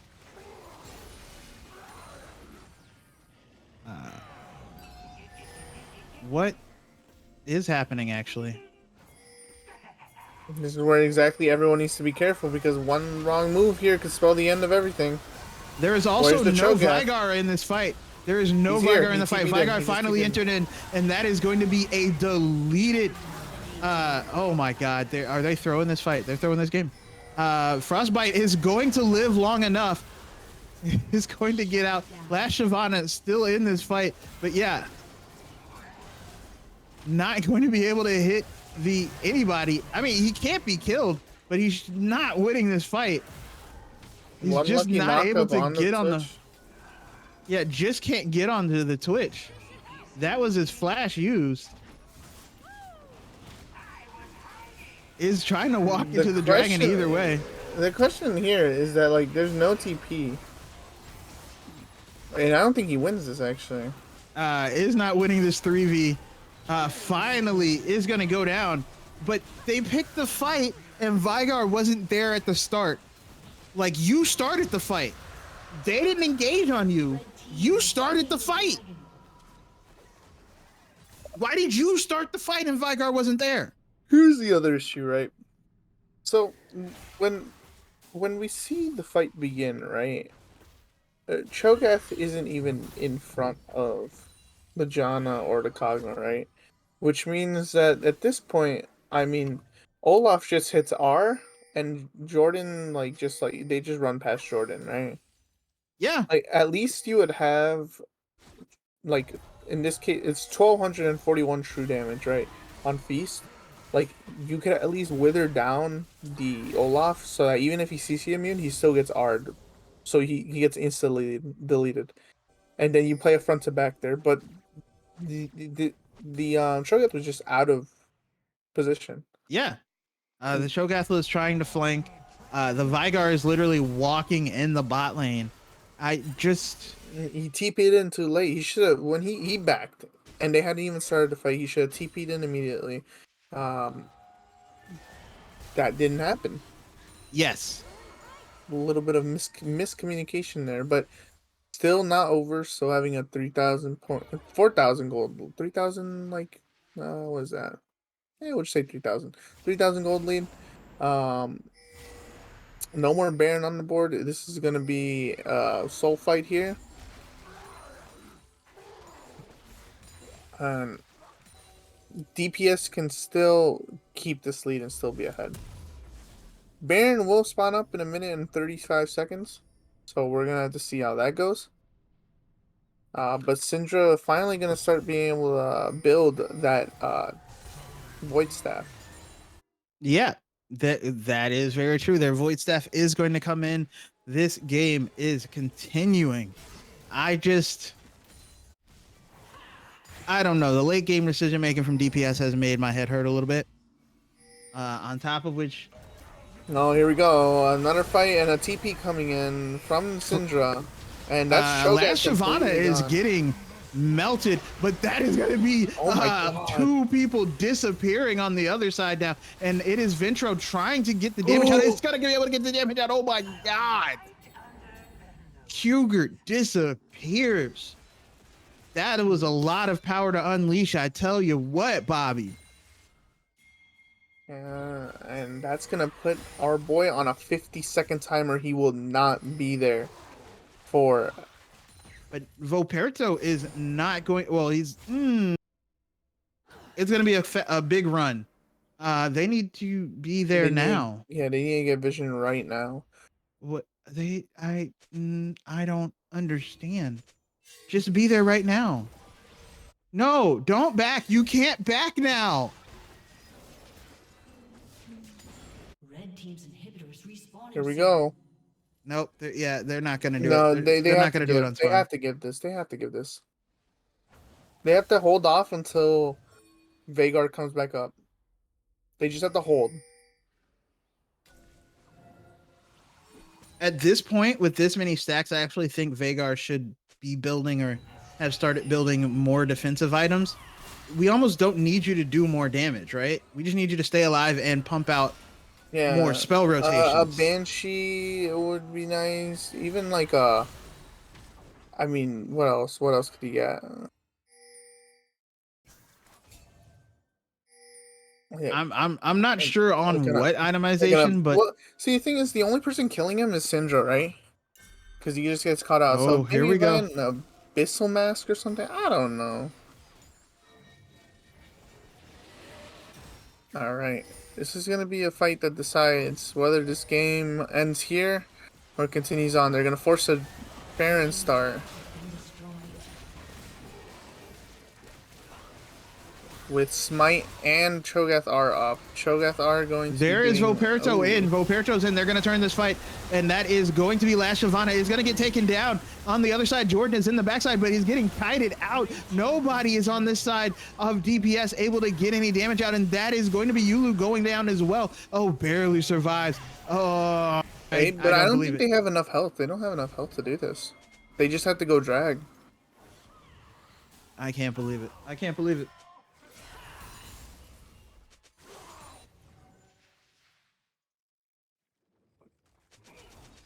I don't understand. Are they? I don't understand what's going on. Red team has slain. On top of which, Cougar is. Oh, why didn't he? He could have pressed R and just killed him. Right? Am I wrong? No, you're right. And that's Baron if you do that. I don't understand what's going on. Why did they so why did they chase that deep instead of turning on Voperto? Why? See, I don't. Why? Voperto jumped into the back of the pit. Turn on Voperto and either force him to leave and then turn, or kill him and then you win the 4v5 or something else. But Jordan like super hyper chased off the screen and the rest of the team just got deleted. I don't know. Yeah, then here we go. With part 2 here. Oh, Will they they are be able- melting this though. Yeah, so they actually will get this for free. Oh, the ult Oh doesn't my get God, it, never but mind. Calmon I got does. so Leave, scared. leave, just leave. Jesus. They got the objective and left. Look at that. That's crazy. I am so confused. Like both teams I was gonna just. say, if Jordan gets caught there by trying to go the short way around to defend the tower. Oh, here we go. Voperto is Oh going my to be forced God. to run away. It is still very fast. Does have that soul. That speeds, super speeds, basically. But just there was no reason this should have taken this long. I don't understand. I don't understand, and I don't understand. But now we've gotten to the point where Twitch can do enough damage to Last Shyvana to hurt, even Yes, with and not only 8,000 that, health. The Syndra's also going to be doing a crap load of damage. She has her Void Staff. She's full pen, full AP. Look at that. I mean, that might not seem like a lot, but she's getting chunked down now.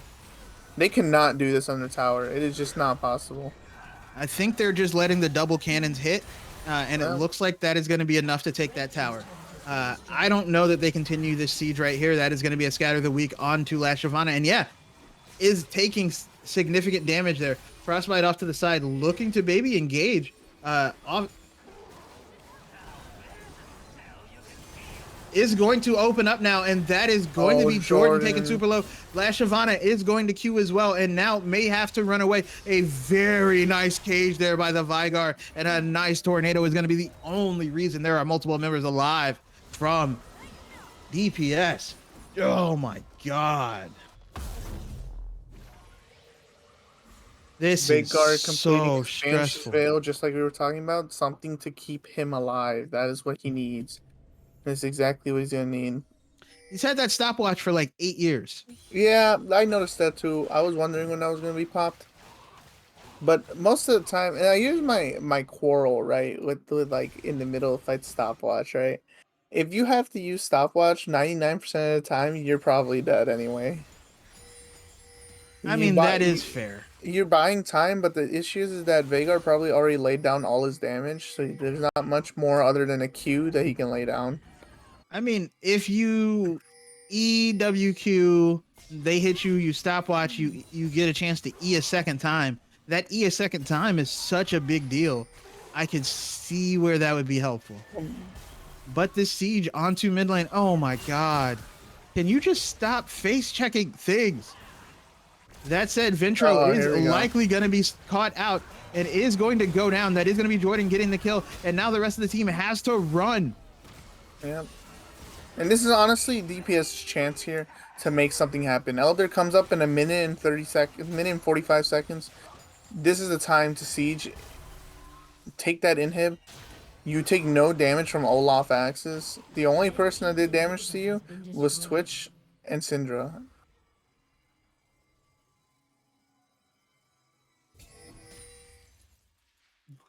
This is okay, so there's a mid inhibitor down. You have time to at least set up vision for this dragon. I'm What wondering happened? why Yulu hasn't back to go get health. Oh, there it is. I think was dropping the last ward. That's the only explanation I have. Also, these vision scores are just ridiculous. 111, 86, 54, 53. This has gone on too long. Well, if there's one thing that needs to happen is that these lanes need to be fixed a little. That mid lane needs to be pushed up a lot more for a little bit more pressure here. I don't think they have time. They are playing around, literally going bush to bush. Except again, it can't be Yulu who walks into these bushes first. Like that is the problem. That is why you are having these disadvantageous fights. But Oh, that here we is going go. to be a big engage on the last Shyvana. No one is able to get on the Frostbite. That is going to be the Ragnarok use, but it's going to be the flash as well from last Shyvana. The Cho'Gath having to flash out, and that is going to be a problem with Elder Drake coming up in 10 seconds. Okay, so I have an issue with the Cho'Gath items, right? Why do we have Demonic Embrace and not just Gargoyles? You're asking the right questions. Like, the Gargoyles just will allow him to be there for so much longer. And he's back, but not at full health. But this is going to be the... Oh, God. There's the taunt. It lands on 3 people. They are not able to get a baby cage down, though, and Last Shyvana is going to go down. That Twitch is free hitting in the backside. On the other side, your bad connection is also hitting and is now going to be on to Voperto. Voperto is going to be haunted up, and oh now my God, it is this going to might be Cougar. Actually used it. That's what you need it for. The stopwatch right on time. Frostbite is still alive, though. Would have to be the one to get back in. They have to come here. They have to come here. Veigar has to be there. Veigar, you have to be there. You have to cage him off. What, you gotta block the thingy. Wait, oh, he's did going he- to. wait. He teleported into the. Wait, did he just solo him win the game? No way. Red team's 2, turret has been destroyed. 3, 4. Is gonna delete him. Oh my god. Oh my god. Oh my goodness. A summoner has disconnected. That happened.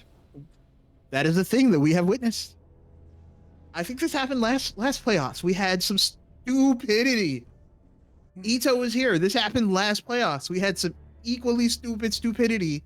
I think it was Maria's did something absolutely insane and basically had a elder versus in the game. Except, yeah. So it's just tradition at this point. But Yeah. DPS pulls it out. Go into finals to face FFZ. Knights of Ishtar do not have an undefeated season, do not get a championship even after only losing 1 game all season, are not going to be in the finals. Oh my god. It's My brain, it's broken. this was a Quaker diff. In every game, the mid lane and Quaker he popped off every single time, was there for everything. I actually want to see the numbers for his team fight participation. Everyone did well on DPS, even in Knights of Ishtar. It was a really close game. It was who could keep their heads on the longest, right? And it just DPS just happened to have their heads on at when the last fights happened. That TP there. We were yelling at him to get there and zone off, right? I mean, he could have done both. He could have also done both. Like, don't get it twisted. Could have put an E on the choke and then teleported and would have still been able to do that. But I would have never thought the teleport thing. That is indeed the correct play. And that was brilliant. We were talking about this whole time that everyone's been like TPing from vision. And this man goes into bush and we're like, all right, he was low. Like, he can't afford to really walk up all the way. And he just TPs in the base and he's just like, all right, what's up? Yeah. Okay.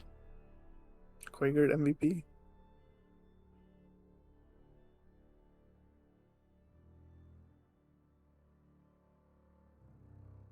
Hello, hello. Well, well, well. We meet again. I promise. Welcome to the interview after a series that we have witnessed that was the kind of emotional roller coaster I don't want to be taken on ever again. Yep. Quite the event. Quite the adventure. So, tell us, Trigger, how? So you guys went up 2-0 in this series. I know David, your back connection was really, really confident in going into this that you guys were going to beat KOI. What was the feeling after you guys went down? Well, lost that third game. I wasn't phased by it, and then we lost the second game, and I started getting phased. I was a little worried for us. What do you? Then we banned the Jarvan. We figured out Jarvan, not fun to play against. So we banned it. You know what? I can't agree with you more. I hate that character. Yep. I hate him so much. Yeah. Honestly, what went right in game 3? Well, Game game 5. five. Game 5. My bad. I'm thinking this is a best of 3. I think our top player just popped off on the Cho'Gath and was just immortal, just walking around as a giant dinosaur, eating people. That felt really good. Well, yeah. And then Vagar got a scale. That was fun, and I feel like we had a scaling comp. Yeah, and you guys played that perfectly. Honestly, Cho'Gath had a bunch of health, and so did you. You on the ever infamous Vagar. Yes, it comes out again. The goat returns. Yes, the little Yordle. Yes, we ignored the 34% win rate, but so now that you guys have gotten over Knights of Ishtar, you guys are going to be fighting FFZ in the finals.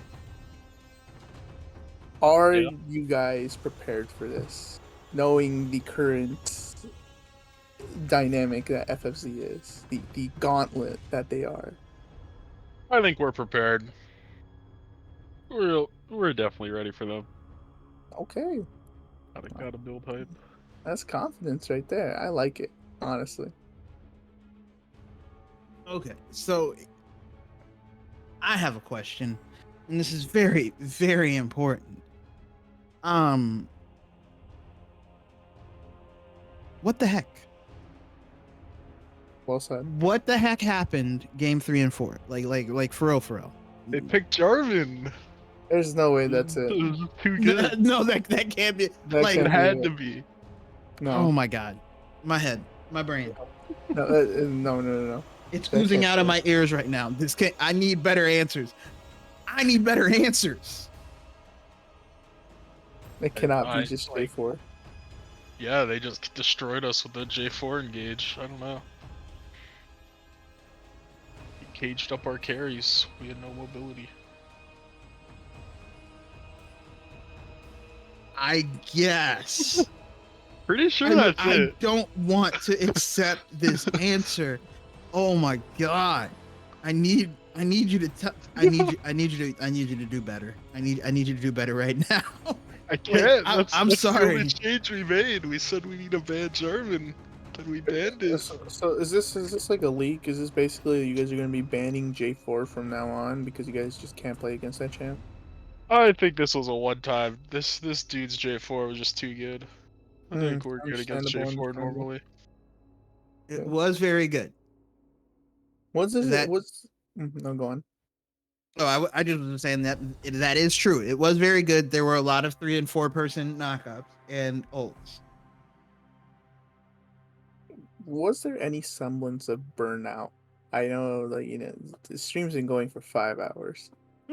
I know you guys. Hey, not gonna lie, you guys are kind of putting me to sleep game 5. I was joking about that after we won. I was like, the casters are definitely burned out. Oh my god. They're not gonna be happy with this duration. You're right. You are 100% correct. especially during the pause. Like my Oh, brain that was like, pause was brutal. my brain was You like, have to okay, restart cool, if we're you good, we're good now. It's time to go to bed. Anyway, congratulations. Not to, and I apologize for not being as gracious as we are. You guys are going to finals. You won against a team that hasn't lost all season. Amazing in the games that you won.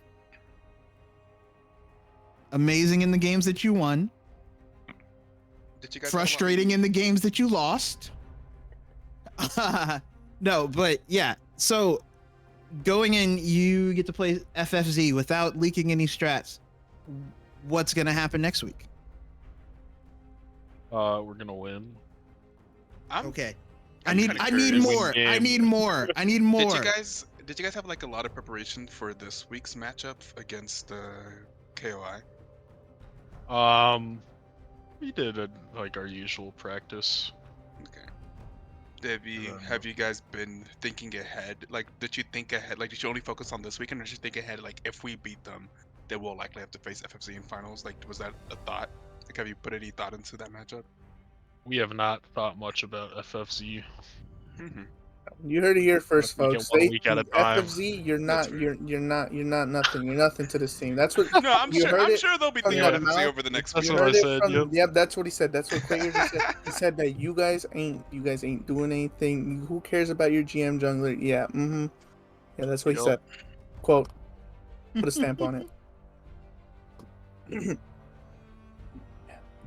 Fair enough. I don't have any more questions. Does anyone else have anything? Me. Oh, okay. I guess I do. Just because we got rated, so we hit the 50 viewer thing. So we're doing the $25 RP giveaway. If you haven't joined yet, every ticket is. I made it more expensive. Every ticket is worth 10,000 points today. You can get up to 10 tickets. The first ticket is free. So if you have 90,000, you should be able to buy all 10 tickets. And we'll be so we're about the time that we'll be pulling that at the end of that. I didn't think there'd be so much time to do it, but we went to a very long series. So there's maximum amount of time for everyone to join the giveaway. Thank you to the SDC League stream for hosting us whenever they were done. It's funny, whenever we started streaming, there were like 3 leagues that I saw were live, and now there is no one. We Now were there's the only none. one. We're the last one. There are so many leagues that were live. Like, I know Nameless. I think Ols was doing Nameless, and he finished. Then he's back in our chat and stuff. So yeah, this was a very long series, but very entertaining. I'm looking forward to what finals brings off of the back of what we just had. And yeah, Indefiance just made hella money off of that. It said, I think his percentage of the pot was so low. I don't know how much you actually bet, but whenever I chose the winner, it said like with like 0.00% of the pot, the DPS wins. And I was like, but there was someone that bet for it. You bet 40 points. He bet 40 points and won over $1 million. Ah, okay. Well, that's why it said 0%, because it was literally less than 2 digits, than 2 decimal places. That's funny. Well, you got all in on DPS. It worked out this time. Oh my god! If I had literally even fake money riding on it, I would have died. Just Would have just passed out. Just collapsed on the floor in my room. Just well, we're done. But did you want to have any shout outs? Any shout outs before we keep you here till midnight? No, I'm all good. I'm all good. No teammates, not my opponents, not my upcoming opponents, just no one. It's all good. Yeah, it's no one needs a shout out. It's all good. Good man. Good man. Fair enough. Well, if no one else has anything else, we will be back. Well, we will close the giveaway, and we'll draw the giveaway now. That If seems we have 61 tickets purchased, 12 entrants. If you haven't joined the giveaway, then I mean that's your fault, because we've said it a lot. Close it. Let's draw a winner. Red Strike, congrats! You get $25. Oh, what? He gets the motherfucker. I'm killing him. All right, Rohit, you're kicked off the team. Brutal. So, There we go. Although Rat enough. Legion got knocked out, Red Strike still gets RP. Look at that. Bro, I haven't eaten dinner. I was shopping for dinner when you messaged me, and I haven't eaten dinner. Okay? 6 hours ago. Oh my god. I appreciate you so much. I appreciate all you guys so much. We literally didn't have a stream like 30 minutes before we started, and then these guys came through and streamed like the longest series that we've had of the season. So much appreciative to old sad I'll boy shout out the Stevie cast. and WookieMonster. Yeah, there we go. Yeah, we can shout out the casters. Fantastic job there. They earned it. Shout out For to sure. Wookie. Yes, but I need you to Yeah. wrap this up. I am. Okay, yeah, fair enough. Yeah, okay, yeah, no, we pulled it. Red Strike, I'll message you the RP code. It's someone that I know, so I know I could just message him the RP code, and we will go ahead and throw a raid over to the only person I see live. Sizar, we've raided him before, playing some Legends of Runeterra, some League of. He's actually he's playing League of Legends. Wait, this man never played League of Legends. That's crazy. useful. Well, that's nice. He's playing League, so yeah, it works out. Gonna hit the raid button. And then it takes 10 seconds for me to actually hit the raid now button. I'm sorry to old sad boy. It's fine. We will see y'all next week.